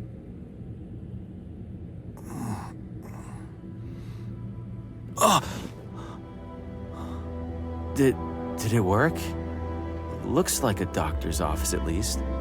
Huh, I don't feel too bad. A little dizzy maybe. What was I here for again? A file. I need Lena's... Yeah, okay. Let's take it slow.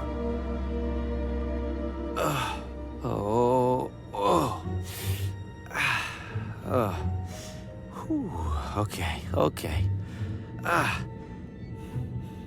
Okay, Harvey, I got this. Whoa. Okay, steady. Oh, man, am I dizzy. Oh. The doctor, what is he?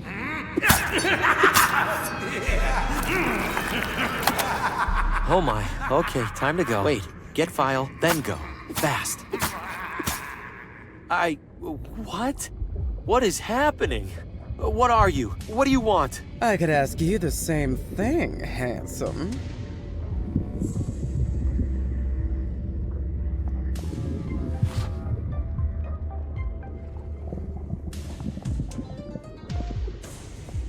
Excuse me, could you please lower your volume? I wasn't even talking. Quiet! Your stomach is too loud, let alone the speaking. Oh, sorry about that. Please keep your distance, okay? I'm sick of all the bodily noises that happen in here. Wish I could just drown them out.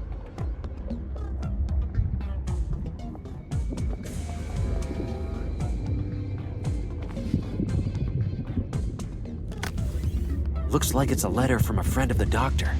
Nothing about Lena. Looks normal enough, unlike everything else in here.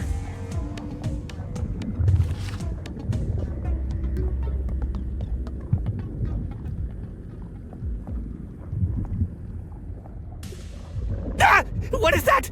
It's hairy, sweaty, probably deadly. Can't look at it, but can't look away. You know I can hear you. Oh no, it talks. It probably can't reach you. Just act natural, and it'll leave. Ow!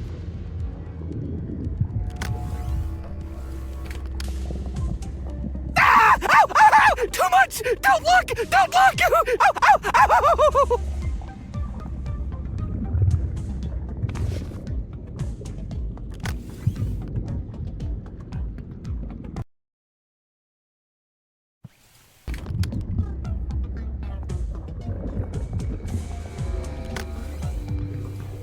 Hey, give this a listen. That sounds nice. Like I don't want to squish you into a pulp quite so badly. Hand it over. Look, just try to keep it down, yeah? Okay, good talk.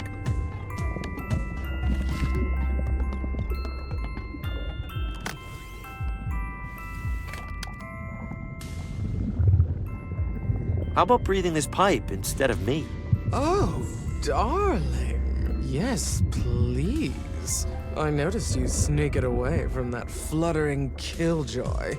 Is it nice and lit for me? Oh, no. Tisk, tisk. What sort of gentleman offers a lady a smoke and doesn't even light it? You ought to know better. Right. Sorry, miss.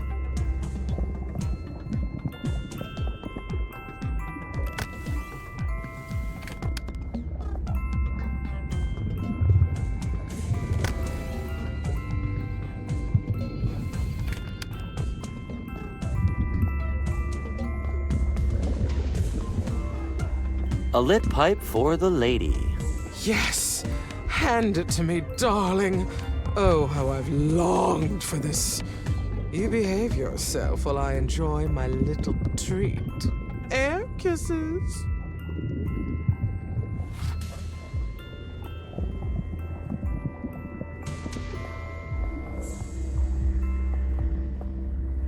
Ah, a lesser organism. Excuse you, at least I have a skull. A skull? Nothing but a growth-stunting cage. I do hope you've managed to find some semblance of purpose within that limited potential of yours. You know, being a big brain doesn't automatically make you smarter than everyone. No, it doesn't. But it does automatically make me smarter than you. How do you figure? Well, let's see. In just the last few hours, you've broken into a stranger's house for virtually no reason, caused the death of an innocent motorist to get back into that house, and nearly killed yourself eating wild mushrooms so you could root through a filing cabinet. How do you know all that? And to top it all off, you don't understand how I know all that. Strange, really. I need something from that filing cabinet. I know you think that, but you don't, and you can't have it anyway. Why not? Mostly for your own safety. You'll use it to do something extraordinarily stupid. Might get yourself thrown in prison, or killed, or worse. Worse? Worse. You can't stop me from looking in the filing cabinet. Of course I can. I'm right here, hovering ominously above it. What are you gonna do to stop me? Wrap my tentacles around your neck and render you unconscious until the doctor returns. I'd like to see you try. No, you most certainly would not.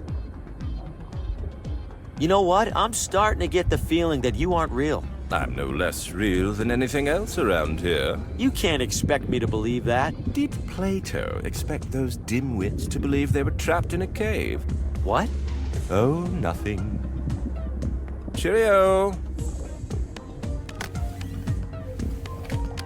What have you found there? Oh, some puzzle. Can't make heads or tails of it. Unsurprising. Hand it over. Ah, a primitive color-matching affair. Rotating the top should... but then this yellow square would... I'm going to borrow this for a moment. Try not to do anything unintelligent. Finally. Here we go. What? There's only one document in Lena's file. Whatever, I need to copy this down and get out of here. Safety. Oh, fresh air. I feel almost back to normal. Hope I didn't leave too much evidence of my snooping. Miriam, could you bring the broom, please? Now, what did I even write when I was in there? What the hell? All I got was this? Oh, mushrooms must have hit even harder than I thought.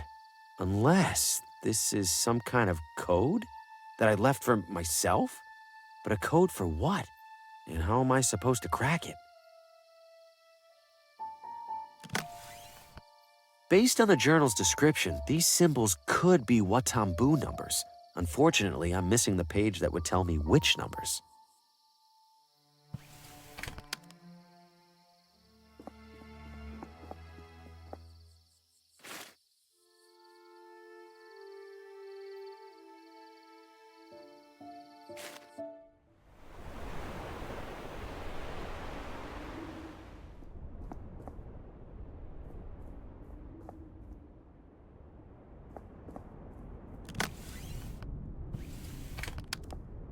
I could use the compass to calculate a bearing for the lighthouse, but I need to be somewhere with a clear view from the lighthouse to the target.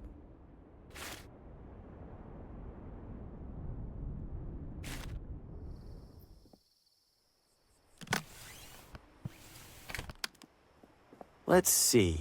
If the lighthouse is southeast of here at a bearing of 140 degrees, then I must be northwest of the lighthouse at the opposite bearing. So...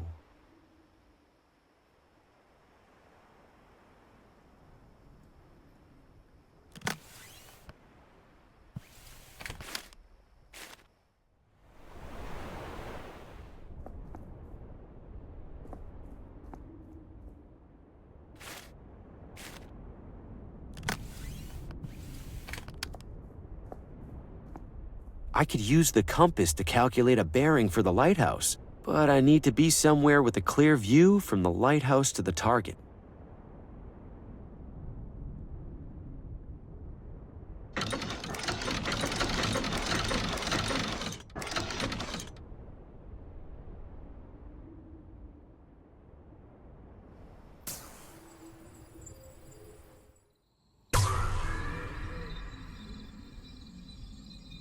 I wonder if that actually did anything.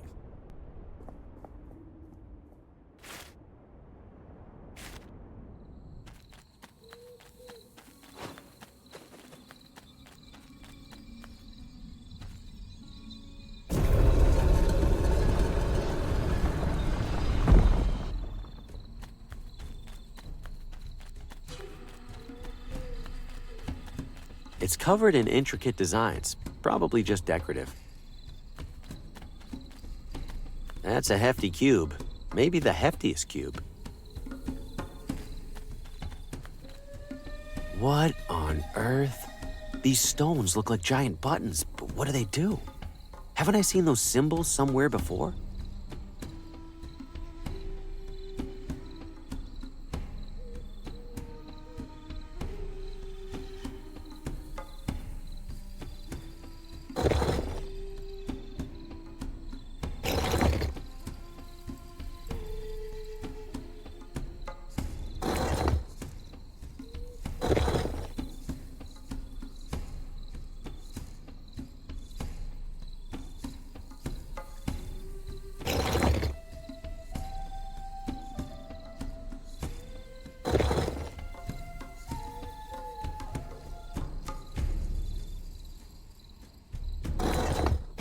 There we go. Open sesame.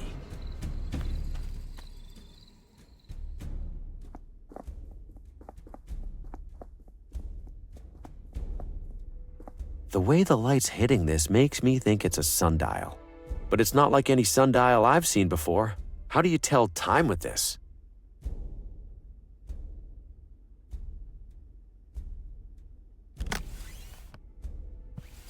These symbols look like the ones on the sundial. I can use this to crack my own code.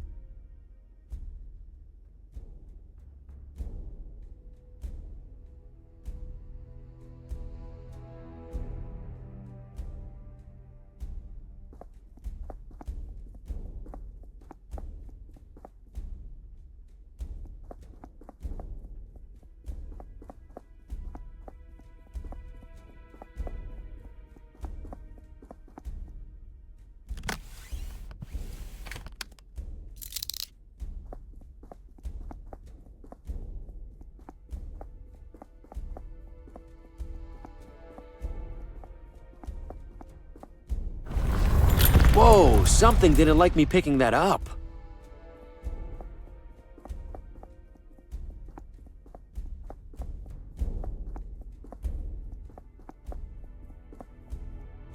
The handcuffs are holding, for now.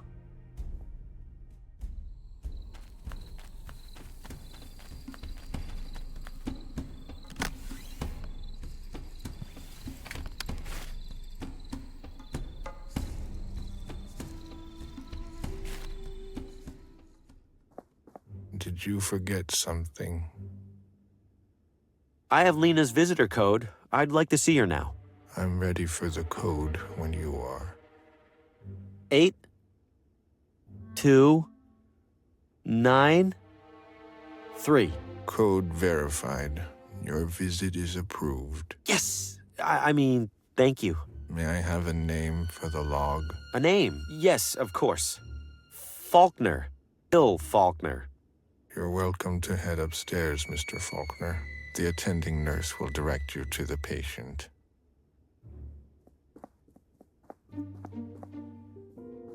Visitor or new patient? Visitor. Definitely visitor. Patient name? Lena. Follow. If separated, find Neverland. If separated, why would we get separate? Damn it. Well, that's unpleasant. Hello? Large man? What did he say? Find Neverland? I think that's a reference to Peter Pan, which I haven't read. Perfect.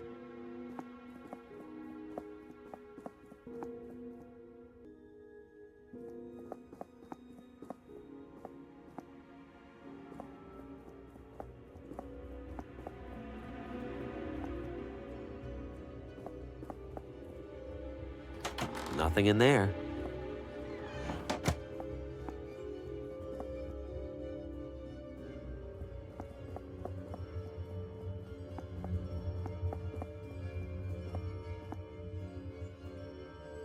Finally.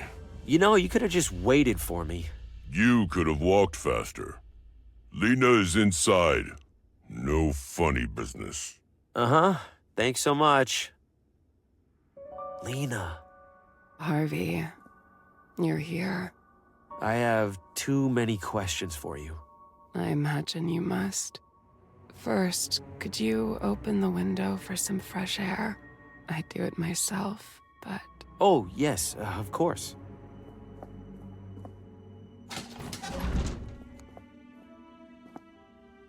Where would you like to start? How are you holding up, Lena? I couldn't last 30 minutes in this place. It could be worse. The sheriff insisted they put me in one of the nice rooms. He's always looked out for me for some reason. Why did the sheriff put you here in the first place? I don't blame him, or Dr. Morgan for that matter. Given the condition my house was in, the condition I was in, putting me in here must have felt like their only option. They think they're protecting me from myself. How do you know Oswaldo? We were in a book club together. Sometimes we'd write stories and share them with each other. Huh, funny you should mention that. You're a writer too. Trying to be. Not much luck with the publisher so far. I have a feeling you'll make a name for yourself. You recognized me. You know my name. How? You recognized me, didn't you? That's because You saw me in a vision. Yes! That doesn't sound completely insane? They don't like that word around here. Right. Suffice to say, I've had a few visions of my own. In my visions, I saw dark creatures. An enormous claw burst into Oswaldo's house and snatched him away. Later, in your house, cloaked figures were hovering around you, torturing you. Yes. Your visions were echoes of past events, of intrusions by beings known as the Shadows. Shadows? Oswaldo was mumbling about shadows in my vision. We aren't talking about regular old shadows here, are we? No. Then what are we talking about? Forces of fate. Fate? The shadows are fate? No. The shadows manipulate fate. Manipulate us to their liking. How do they do that? Why do they do that? And besides, who says fate even exists for them to influence? Many say that fate exists. Do you, Harvey? No, I don't, in fact. I believe I'm in full control of me and you're in full control of you. You're really going to say that to the person in the straitjacket? You know what I mean. You said the shadows influence fate. How do they do that? Mostly through a pawn, an individual who carries out their will, knowingly or otherwise. Like who? Who do you think?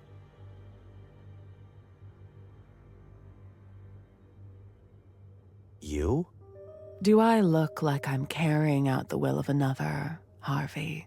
Let alone my own. The shadows have a plan for me, but that isn't it. Then who? You, Harvey. That's ridiculous. I'm not a pawn. You are, Harvey.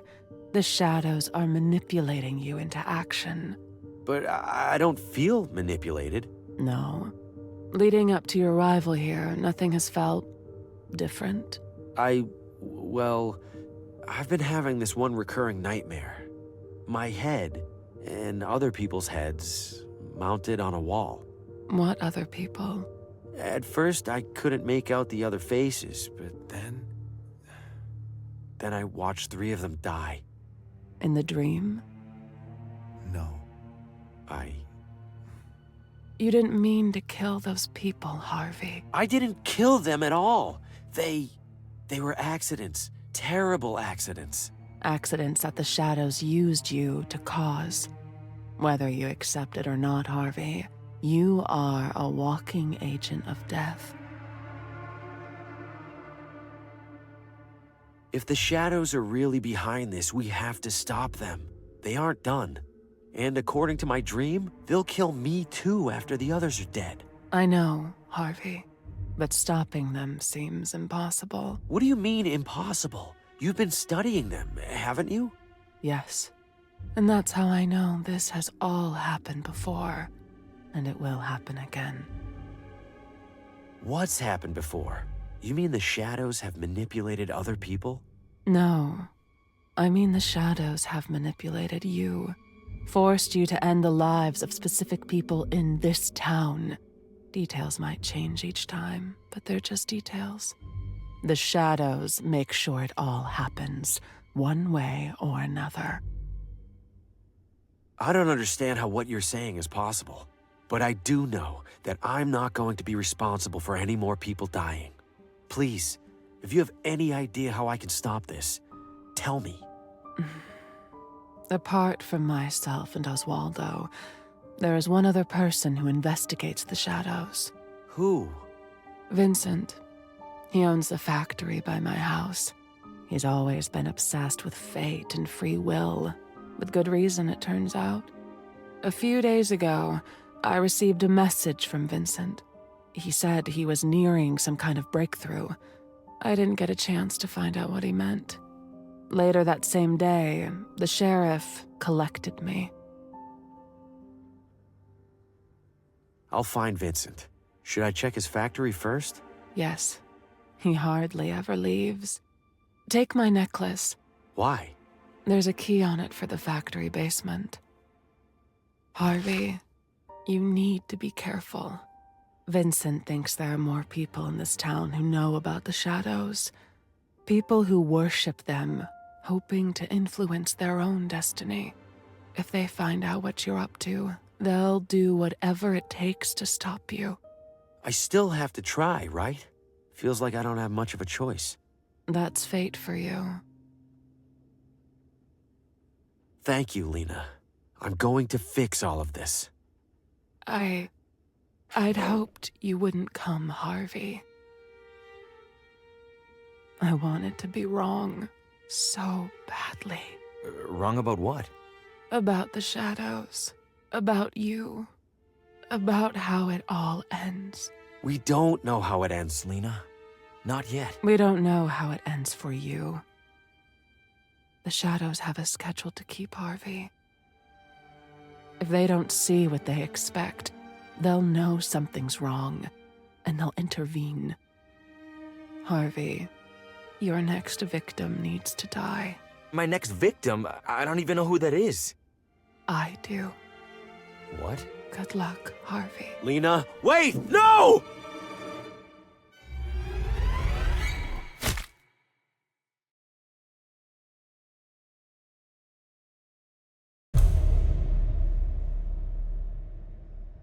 Why, Lena? You didn't have to do that. We could have changed things. I could have found Vincent. I could have... The only head left on that wall is mine. Am I officially expendable? I have to find Vincent. He's the only lead I have left. But first, I need to get out of here before that brick wall of a nurse sees what happened.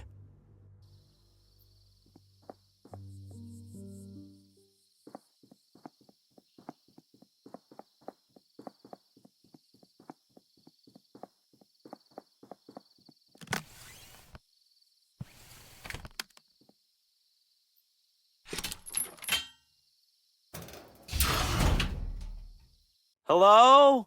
Vincent? That switch better turn the lights on, because I can't see anything else down here.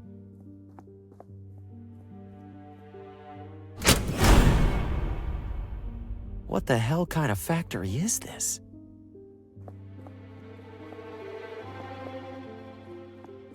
Looks like somebody's lying down on the job.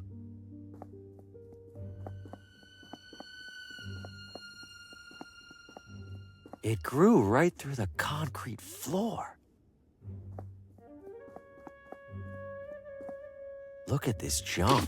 Did Vincent build it all? So many detached arms and legs. All metal, thankfully. Wonder if anything in here is in decent condition.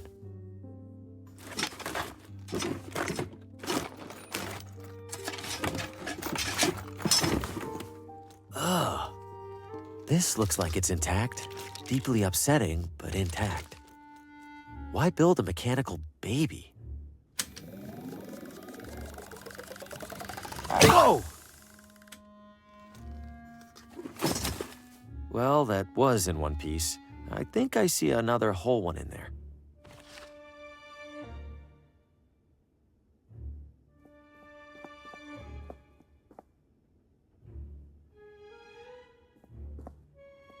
Looks like designs for those creepy babies in the basement.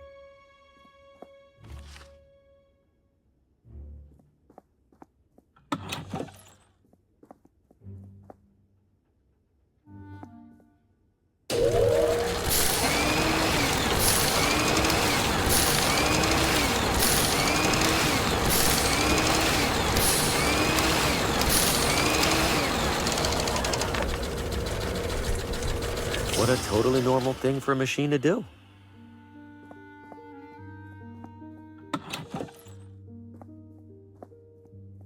I think I need to put something in the slot for this machine to do anything. There are 4 buttons here. Forward, backward, wait, and deploy. Those must be the instructions I can add to a punch card. The first 3 are simple enough, but deploy? Deploy what?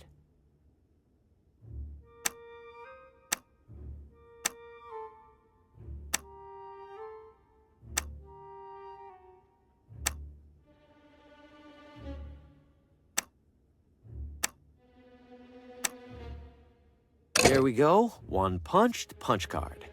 For whatever that's worth.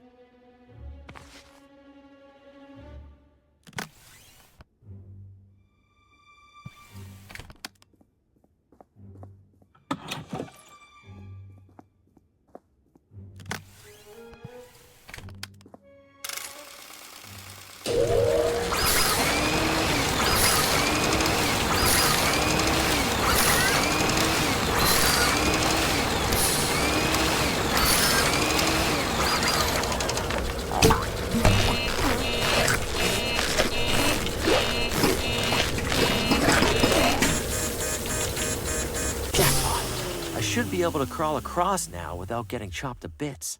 Not to jinx it or anything.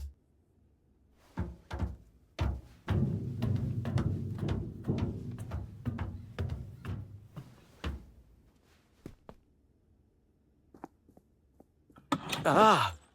I guess Vincent uses this room for storage. If I weren't already having nightmares, this would get them started real quick. Is one rope really holding up all those dummies? There's no way, right? Oh! Holy shit! Something tells me I found Vincent. I won't lie. It's almost reassuring to come across a dead body that isn't my fault. This looks like a punch card, but it's a different size from the other ones. Could this be how Vincent communicated with Lena? How would she read this?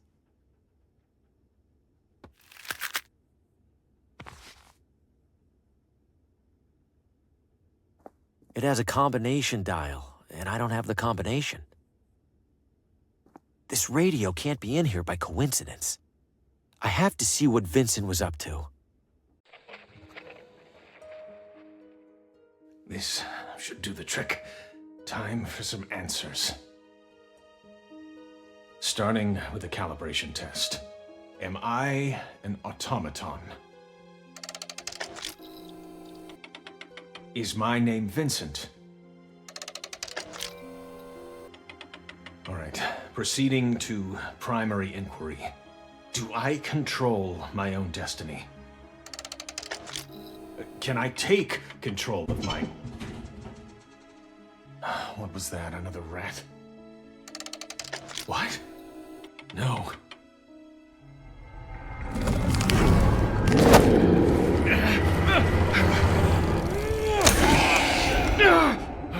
Enough! I can't endure any more of this. The shadows terrorized Vincent, just like Lena and Oswaldo. He must have been onto something for them to intervene like that. That claw, it recoiled when Vincent turned on the light.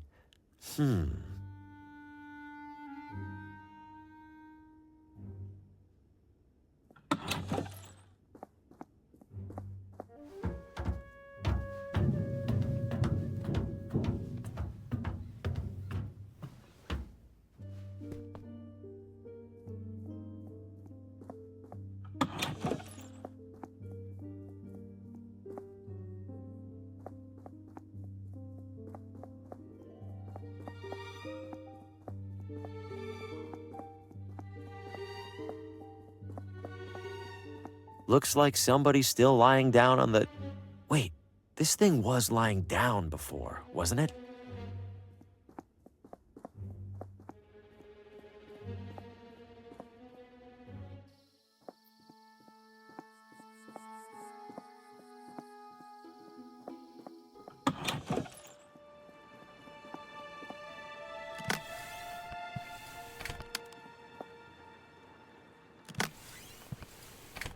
The punch card fits in here perfectly.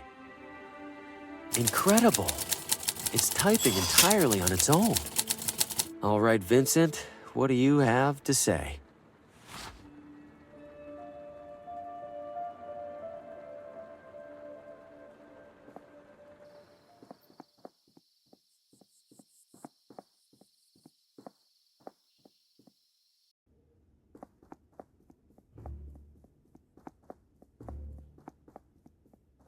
This is really psyching me out. It's almost standing up now.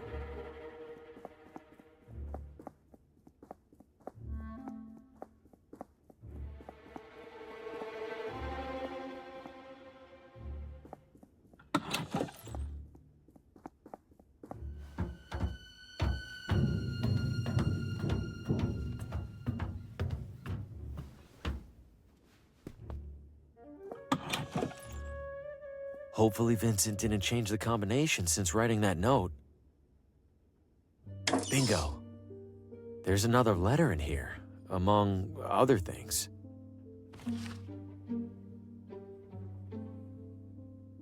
Vincent thinks members of the hunting club or the gardening club might be worshipping the shadows. I guess it's a start.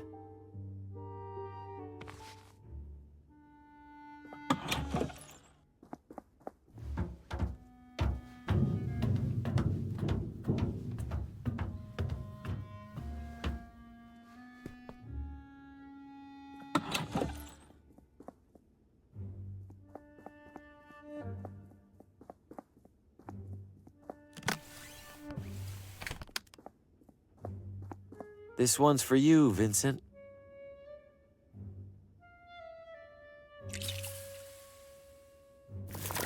Damn, that stuff is strong.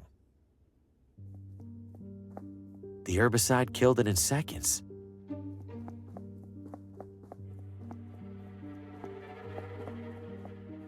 Hello? And goodbye. What was that all about?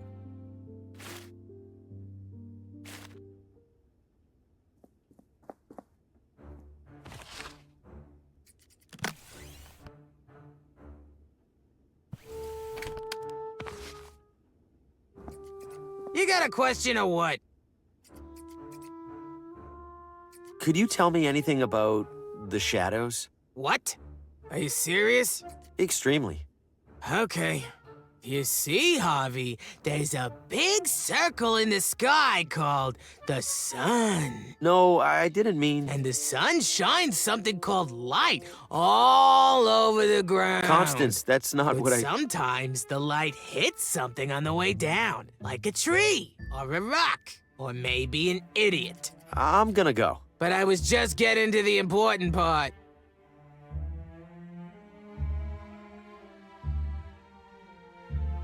The competition arrangements are looking a little dried out.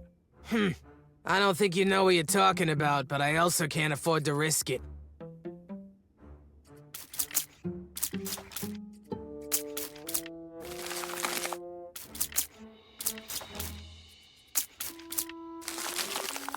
What on earth?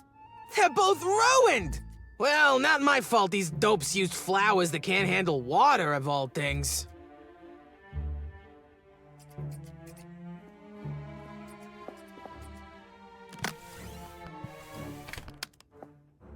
All right, Constance, my entry is on the table, and I'm ready to compete. Oh, joy. Might as well get this thing started, then.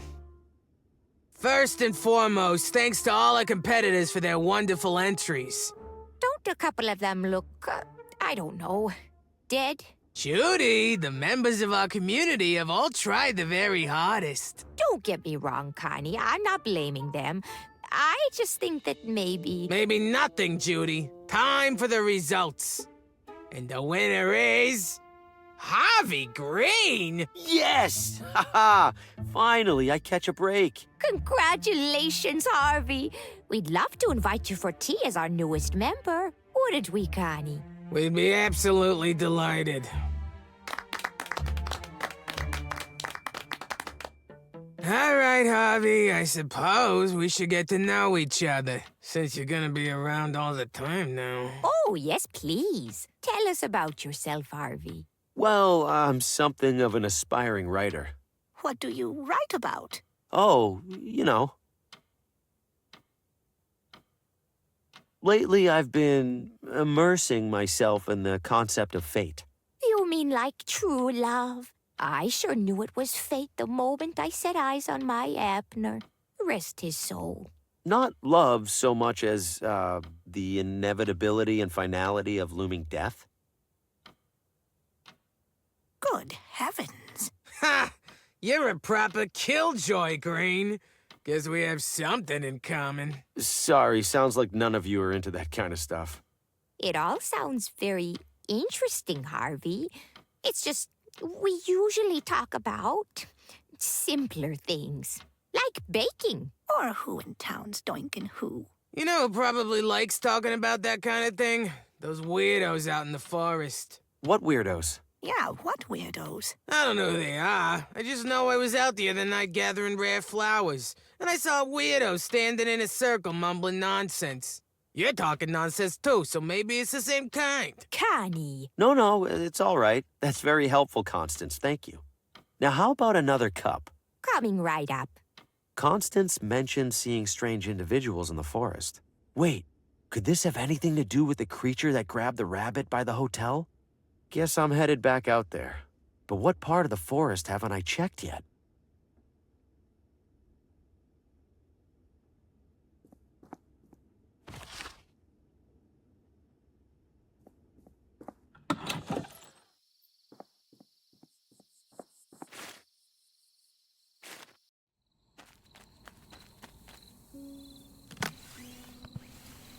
This has to work, right? It's what gas masks are for.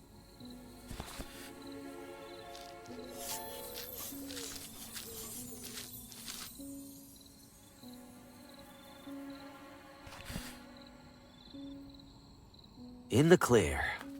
Or maybe not. I see people up ahead. Better stay low. By the eight of the heavens, I hereby call forth the unguided, the wandering souls. I call forth the endlessly lost and make them seen! Hey, Bobby? I think that one worked. What? Really? Well, I see a guy in the bushes over there, and he looks pretty unguided and wandering. Oh no. Oh yeah. Hello there. What's your name? Hi. Harvey. You can come out of the bush if you want, Harvey. Okay. Are you gonna eat me? Eat you? Oh, right. We must look rather scary. Well, yeah, you're a masked pagan cult performing rituals in the woods. He's got a point there, Bobby. You all don't sound like what I'd expect from a cult. It's really more of a part-time thing. Christine's right. We don't actually worship ancient gods or anything like that. Then what are you doing out here? We're, how would you describe it? An ancient culture appreciation club.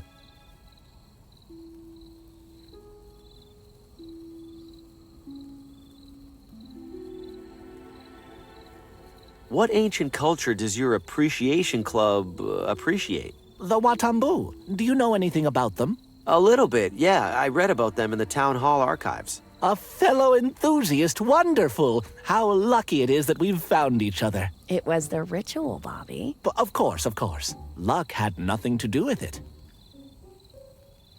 The ritual you were performing when I got here, that's a Watambu ritual? It is. It was depicted in an ornate stone carving not far from here. Like all of them are. Yes, the Watambu were rather thorough in documenting these things. Not that I'm complaining. What's with the masks? Why would you wear them if you aren't in a cult? Surely you must have donned a breathing apparatus to get past those flowers, yes? Yeah, I guess I did. These serve the same purpose. We got so used to them, we figured why not make them part of the whole song and dance. Do those rituals ever work? We did one that brought you here. That feels like it could be a coincidence. There was a time when I would have agreed with you, Harvey.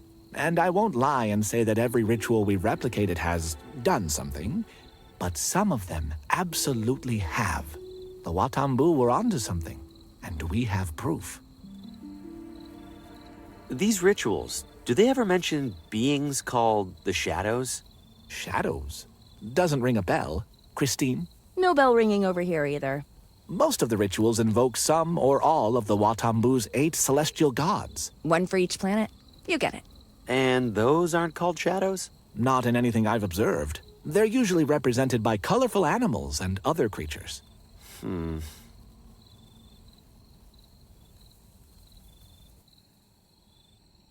I have this Watambu idol, or at least I think that's what it is.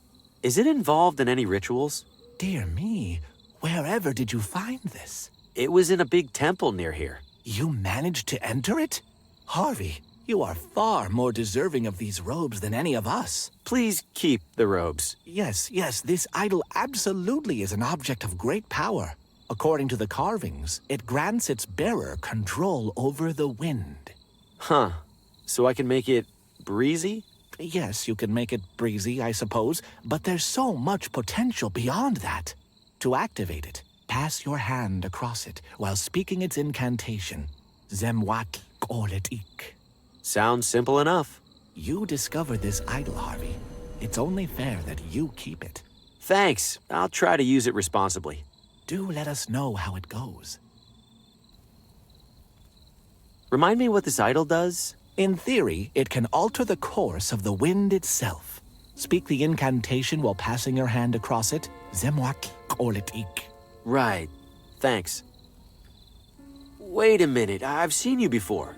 You were that creature at the edge of the forest. You grabbed a wild rabbit and ran off. Did you sacrifice it? Sacrifice? Oh, heavens no. That's my pet rabbit, Roland. He's asleep behind a bush back there. Little scamp manages to sneak away once a week, it seems like. At least. You've got to be kidding me. Have fun summoning the devil or whatever. See ya, Harvey.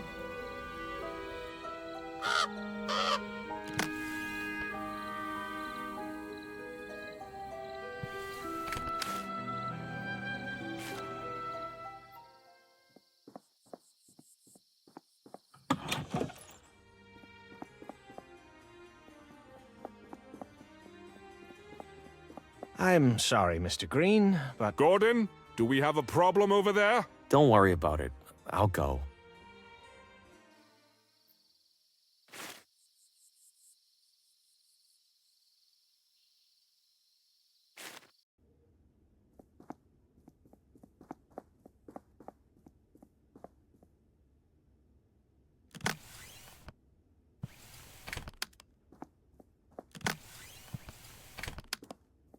Paul Frey can't even be bothered to walk down here to read from his own book. Well then, how would he know if the critic read somebody else's book instead? If my junk manuscript isn't going to help my career, it might as well hurt his. Now, to do a little cover swap.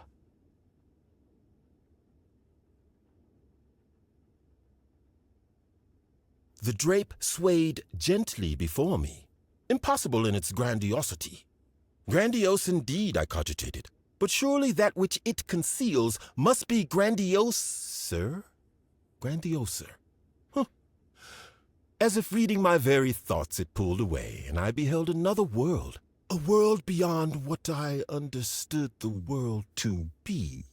I longed to enter that world, to cut myself free from the tethers of my own, but my legs, my own legs, betrayed me.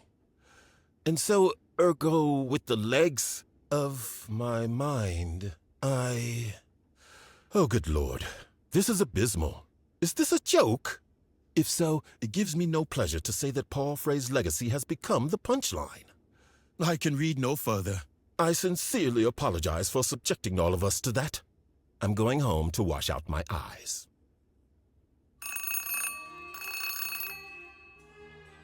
Frey here. Hello, Mr. Frey. This is Pamela from the bookstore. Pamela, I trust the reading went well? Mr. Frey, I don't know how to put this, but the critic said that it was the worst thing he's ever read. Excuse me? And not in that so bad it's good way. Well, It's just bad way. Oh. We didn't sell a single copy. What? I am amazed. I'm ruined.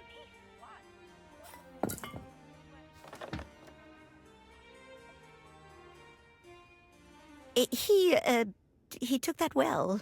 Did you think my, Mr. Frey's book was that bad, from what you heard anyway? Oh, yes, I'm afraid. Absolutely dreadful. I can't help but feel sorry for him. It's so unlike Mr. Frey's previous work. It's like he's never read a book before, let alone written one. Okay, I get it.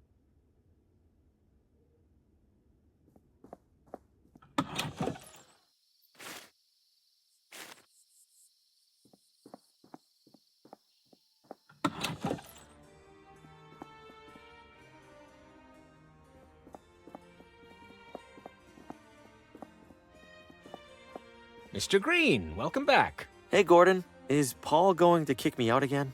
Mr. Frey retired upstairs not long ago. Mentioned he was feeling unwell. Oh, that's a shame. If you're still interested in joining the club, I'd be happy to administer the initiation test. There's an initiation test? Just a perfunctory marksmanship evaluation. If you pass, Mr. Frey won't have much reason to justify rejecting you. Well, might as well take care of it while we can. Follow me, please. Rules are straightforward. One shot apiece, arrow closest to the bullseye wins. Let's do this. As challenger, you shoot first.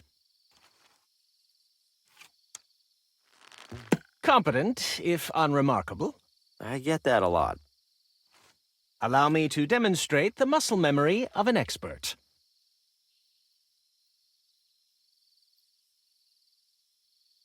Zemwatl-Koletic? What the? Where did my arrow go?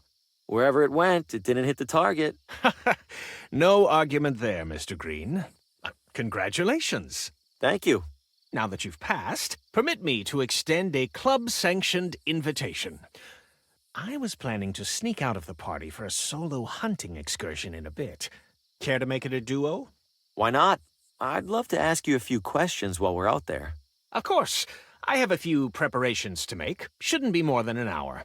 Please, enjoy the soiree until then. I'll try. Thanks for the invitation, Gordon. Nice to escape the hubbub for a spell. Don't you agree? You have no idea. It's been a very long, very stressful evening. I apologize for the behavior of some of our other members, including Mr. Frey. Honestly, I wish our hunting club would focus more on the hunting and less on the exclusivity. Well, I appreciate your kindness to a newcomer. You're one of the good ones. Think nothing of it, Mr. Green. I understand your situation much better than most. You mentioned you had questions? I do, yes. If the club members don't actually hunt that much, what do they do instead? Oh, mostly what you saw. Drink, socialize, indulge in the shallow pleasures of gratuitous wealth. Do any of them bring up subjects that feel more unusual? Constantly. Any particular variety of unusual?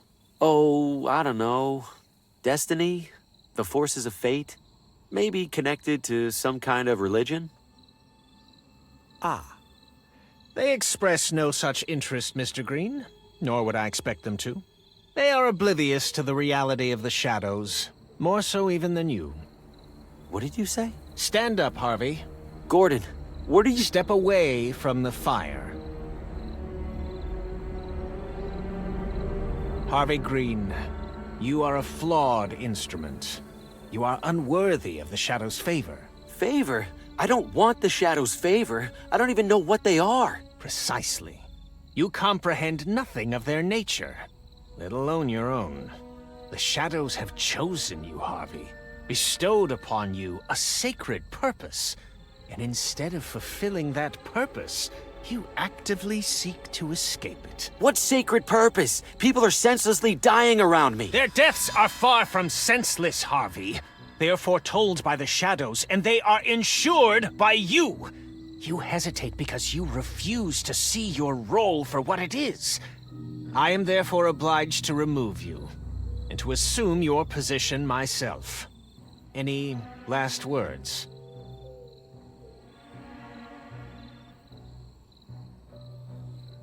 Four people in your town have already died tonight, Gordon.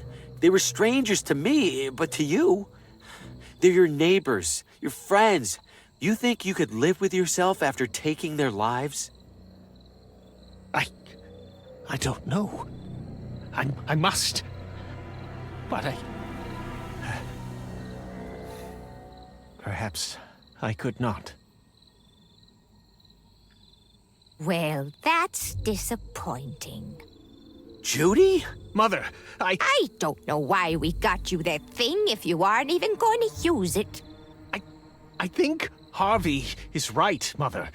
What good is claiming his role if doing so also claims our humanity? Oh, Gordy, you know better than that. The Shadows are making the important decisions for us. If we do right by them, we can't lose anything that matters. What about the people who've died tonight? They haven't lost anything? We have been over this, Harvey. They were always going to die. It is their role. And like it or not, it's your role to make sure they do. The Shadows bend the light to follow you, Harvey. Your every step, while others languish in obscurity. Folks like us would kill to take your place. Or at least I thought they would. Forgive me, Mother. No need to apologize, dear. Give me the gun, and I'll take care of it. Mother, no! I will do it as we agreed. Would you stop, Gordy? You've already made a real mess of this. What was that?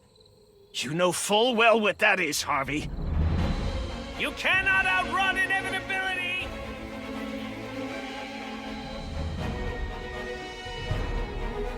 Gordy, we're losing our chance! Follow, Mother. We will track him down in short order. I've lost them. For now, anyway. I could probably double back to the campsite if I need to. They won't be expecting that.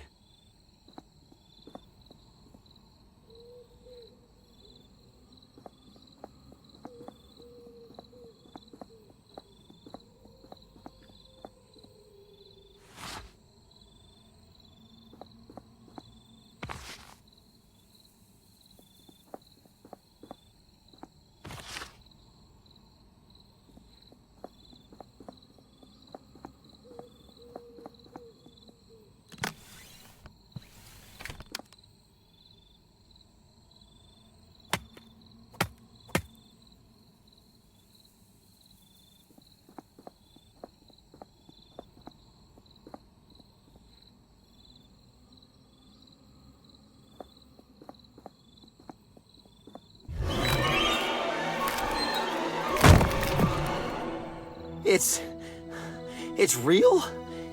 Every one of those visions? What do I do? What can I do? I'm next to die. I need to figure something out. Fast. What's all this? More Watambu ruins?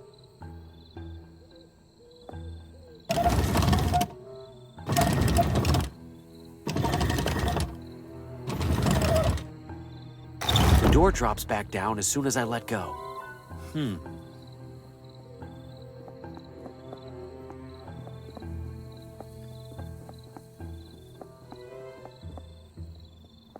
Surprised I can see anything in here.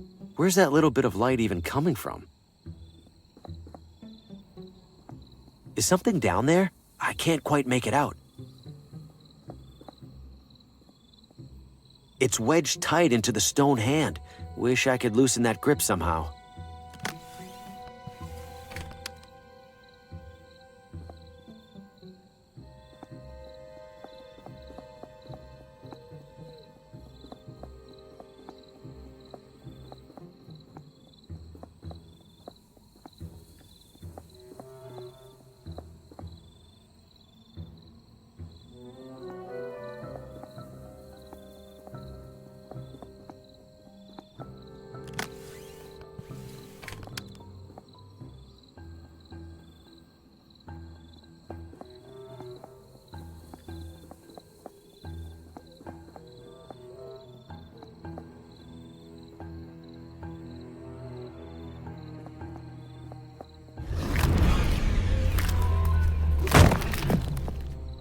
Leave me alone!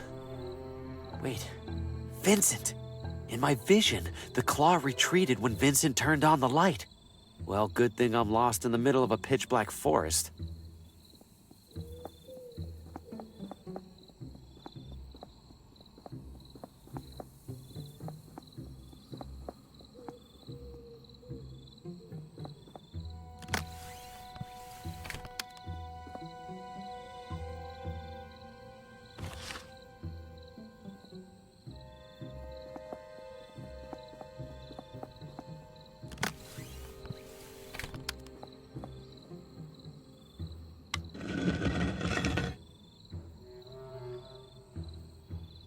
It's open to the chamber below.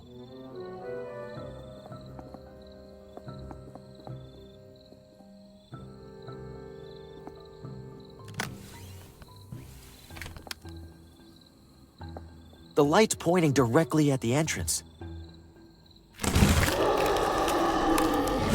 The light hurts it. I'm safe for now. But I can't hide in here forever. Gordon will get here soon. Can I trap the claw in here somehow?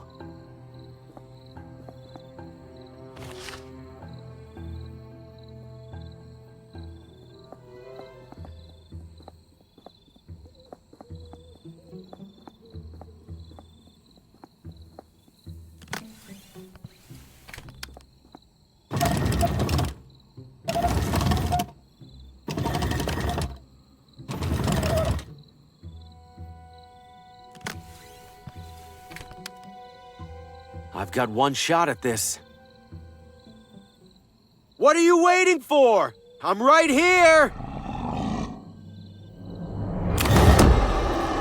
That's enough out of you. Now, to get a better look at this thing. This can't be possible. The arm goes so high, I can't see the end of it. What am I even looking at? What are you?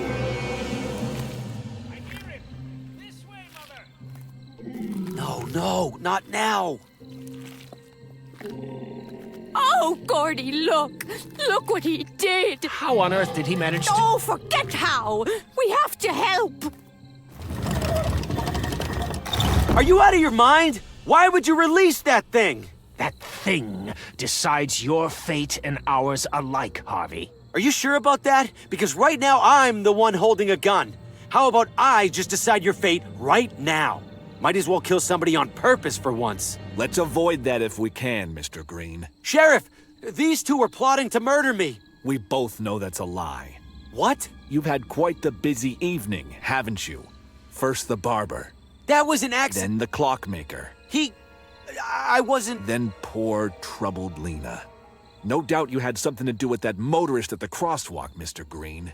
Or should I call you Mr. Hugo? Mr. Faulkner, maybe? They weren't... None of that was me, Sheriff. The shadows, they're causing all of this to happen. Spare me the insanity defense. Put down the gun and come quietly. I'm not insane. Sheriff, you saw Lena's house. You saw Oswaldo's. All of that happened before I got here. You know something bigger's going on. What I know is that 4 people in my town have died the same evening you showed up, and you were just moments from killing 2 more. Now, I'll ask nicely one more time. Put down the gun. Damn it, Sheriff. Those 2 know all about the shadows. Ask them. Gordon, Judy, do you have any idea what he's talking about? He started babbling nonsense about shadows the moment he turned the gun on us. You lying bastard! You 2, get down! Please, don't do this! Stop struggling, Green! This doesn't end well for you.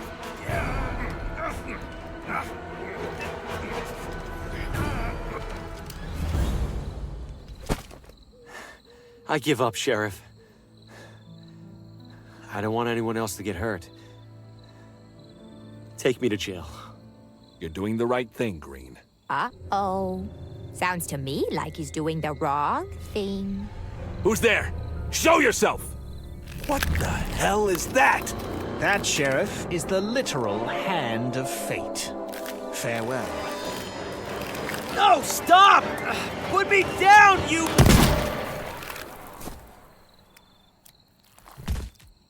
Well, that's the end of that. He's dead. He's dead. I figured you'd be used to it by now. But it was supposed to be me. Oh, don't be silly, Harvey. You're the star. No. In my dream, my head is on a wall with all the others. I was supposed to be next. So you have seen through the veil, then, however briefly. No doubt it was a confusing vision. Veil? What veil? What are you talking about? You've glimpsed the truth of this evening, Harvey. Of every evening. Beyond this charade you've built to reject that truth. Go ahead, Harvey. Pull back the curtain. This is a special night. This is a special night. I wasn't expecting so much company. And if you'll excuse me a moment, I see some interesting faces in the audience. Who knows? Maybe one of them will join us.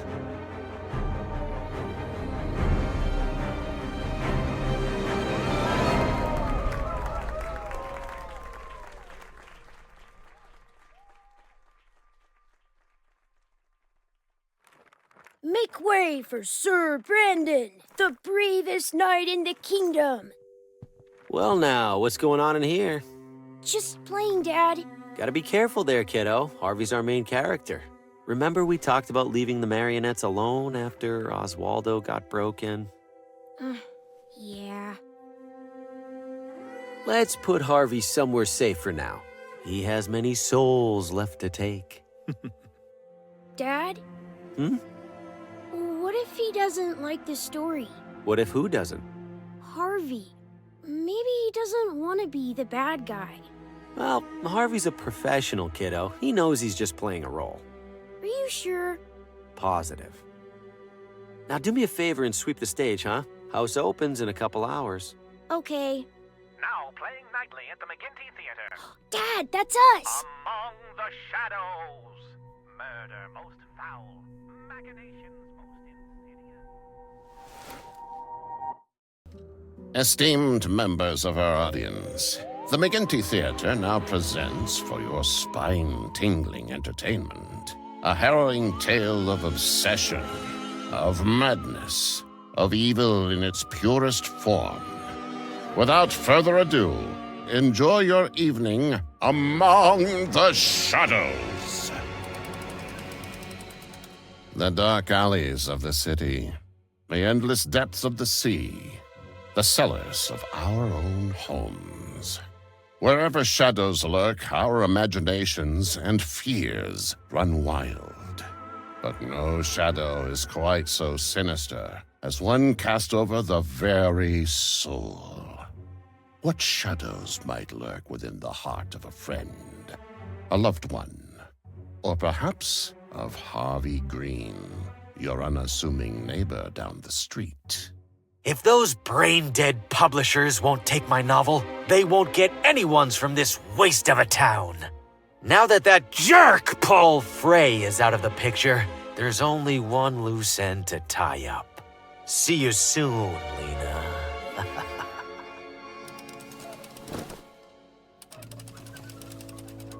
Harvey makes his way to Lena's residence, but to his dismay, she is away.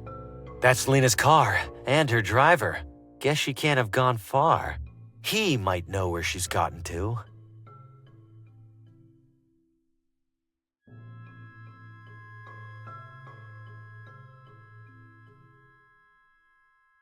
Good evening, sir. Hey, a little busy here. What do you need? I'm looking for Lena. Do you happen to know where she is? Who's asking? An aspiring author. Her work really speaks to me. Can't tell you then. Apparently there's a killer out there targeting writers, and Lena suspects some local wannabe. No offense. None taken. In that case, I should probably be careful out here too. Car trouble? Nothing serious. Ran over the curb dodging some idiot in a crosswalk. You'd think people would be more careful crossing the street. Tell me about it. Don't work too hard. This might come in handy.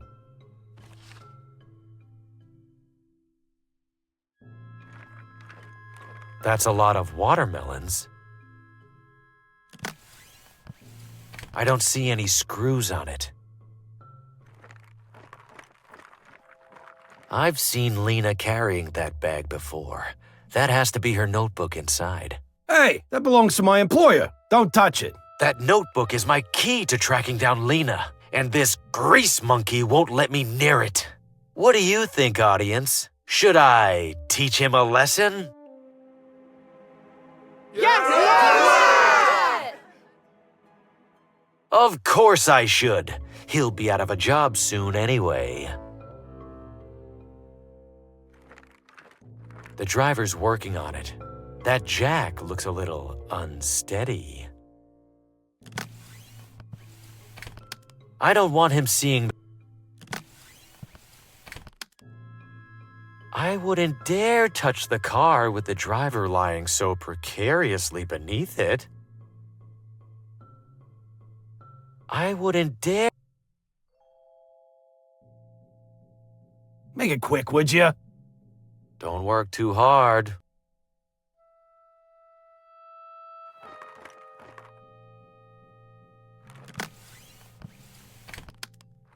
The sign's bolted on. Screwdriver won't help.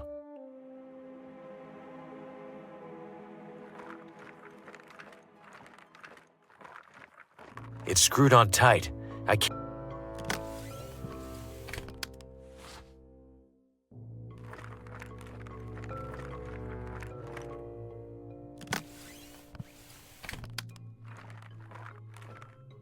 Uh-oh, looks like this cart is parked illegally. I sure hope the tow truck doesn't notice.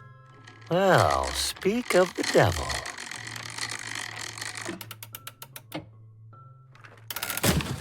Oh no, sir, watch out! What a senseless tragedy.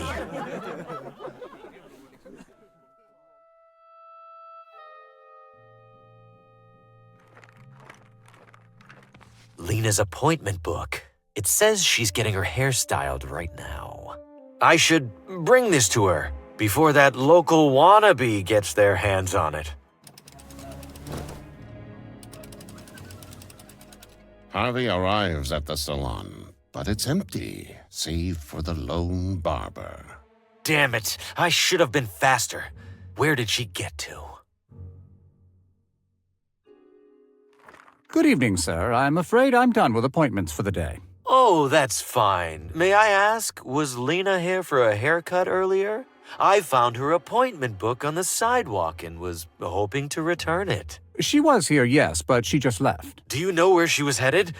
It's very important that she received this. I'll be seeing her later this evening. You're welcome to leave the book with me and I'll pass it along. No! I beg your pardon. I think it's more urgent than that. I can take care of this right now.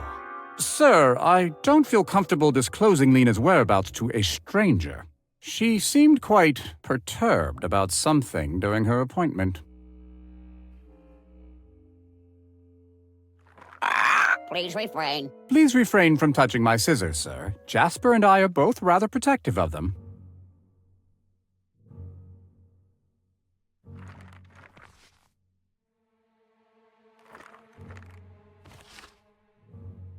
I need something narrow to wedge it open.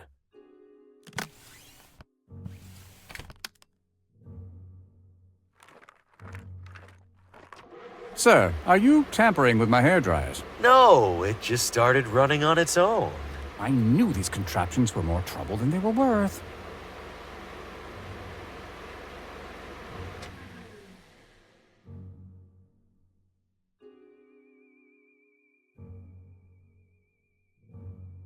Hi there, Birdie. People in this town with no good grooming ever bit 'em in the ass. Pay no attention to Jasper.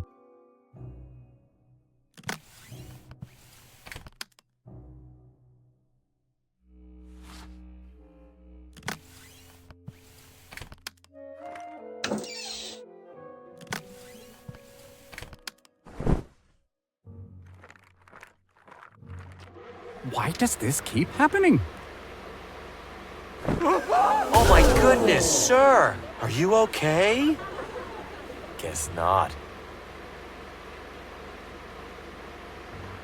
According to this, Lena will be reading from her new book just down the street. I can't believe I almost missed it. I have to run. As Harvey approaches the town bookstore, he observes an unwelcome presence. Looks like Lena has hired a security guard. That complicates things. There's no way he'll let me in. Invitation or no. Time to get creative.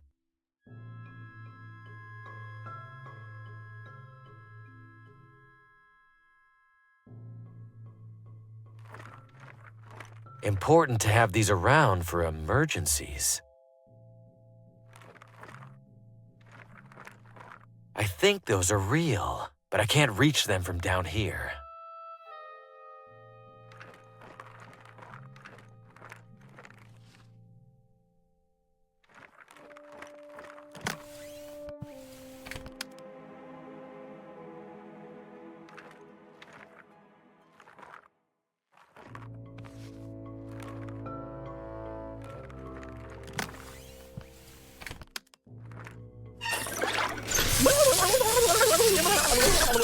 Horrible! What an obvious safety hazard. Whoever put that electrical box right next to a fire hydrant should be in jail. Nothing to be done about it now. Time to head inside. Harvey sneaks in through the back entrance, but his clever ploy has proven counterproductive. Pamela! Mr. Graham, for the third time this week, I will not sell your book. No, Pamela. I'm here for the reading. Lena's reading. Well, we've just now had to cancel it. What? Why? No doubt you noticed the lights are out. Our reader can't very well read in the dark. Is she still here? Please, I need to see her. She stepped out as soon as the fuses blew. She seemed worried about it. Unbelievable. Harvey desperately doubles back to Lena's house, only to find the security guard, again blocking his path. Enough with this guy. He's definitely expecting me now. I need a strategy.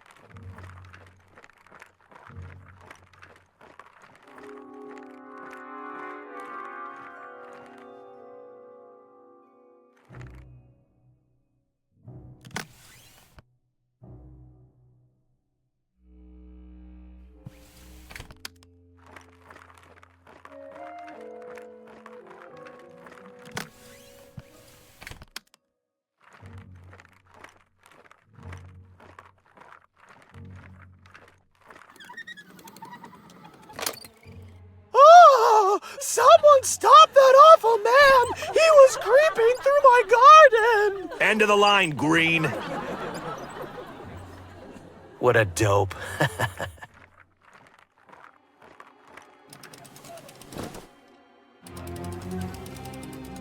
With Lena's guard distracted, Harvey dashes inside and up the stairs. There you are, Lena. I've been looking all over town for you. No. No! How did you... Get out of my house! I just want to talk. Liar! Murderer! You killed all those other writers. And now you're here for me. You just killed my driver too, didn't you? That one was more of an accident. Watermelons were involved. So much pointless death. All because you're jealous of other people's talent. I am not jealous of anyone. I am the finest writer of my generation. It's not my fault that people like you have dumbed down the masses with your drivel. How can anyone appreciate my book after rotting their brain reading yours? They could always use it for toilet paper. You'll pay for that. Lena, wait! You don't have to do this! No, wait, please! Harvey! No! Help! Another tortured artist taken from us all too soon. Looks like it's up to me to carry the literary torch for this town. What have you done? She jumped. I tried to stop her. Save it, Green. You deserve to rot in a ditch. Me? You're the one falling down on the job. Some security guard. Enough! Time to shut you up for good. Wait! Well, it's getting late. I should gather my belongings and hurry home. This is a special night. I wasn't expecting so much company. Seeing as I have all of you here, shall I perform a live reading of my own? Not to steal Lena's thunder, of course. I'll grab my manuscript. And if you'll excuse me a moment, I see some interesting faces in the audience. Who knows? Maybe one of them will join us. Behold, esteemed members of our audience, a soul warped by vanity, twisted by bitterness, into a creature of abject murderous depravity. Vile indeed, you say, but a simple fiction. No one would commit such heinous acts. A comforting thought. Hold it close as you step out into the frigid evening air, keeping to the warm glow of the street lamps, taking care not to gaze overlong into the gloom that surrounds you. For where there is light, my friends, inevitably there is darkness. And this simple truth dooms us all to live among the shadows.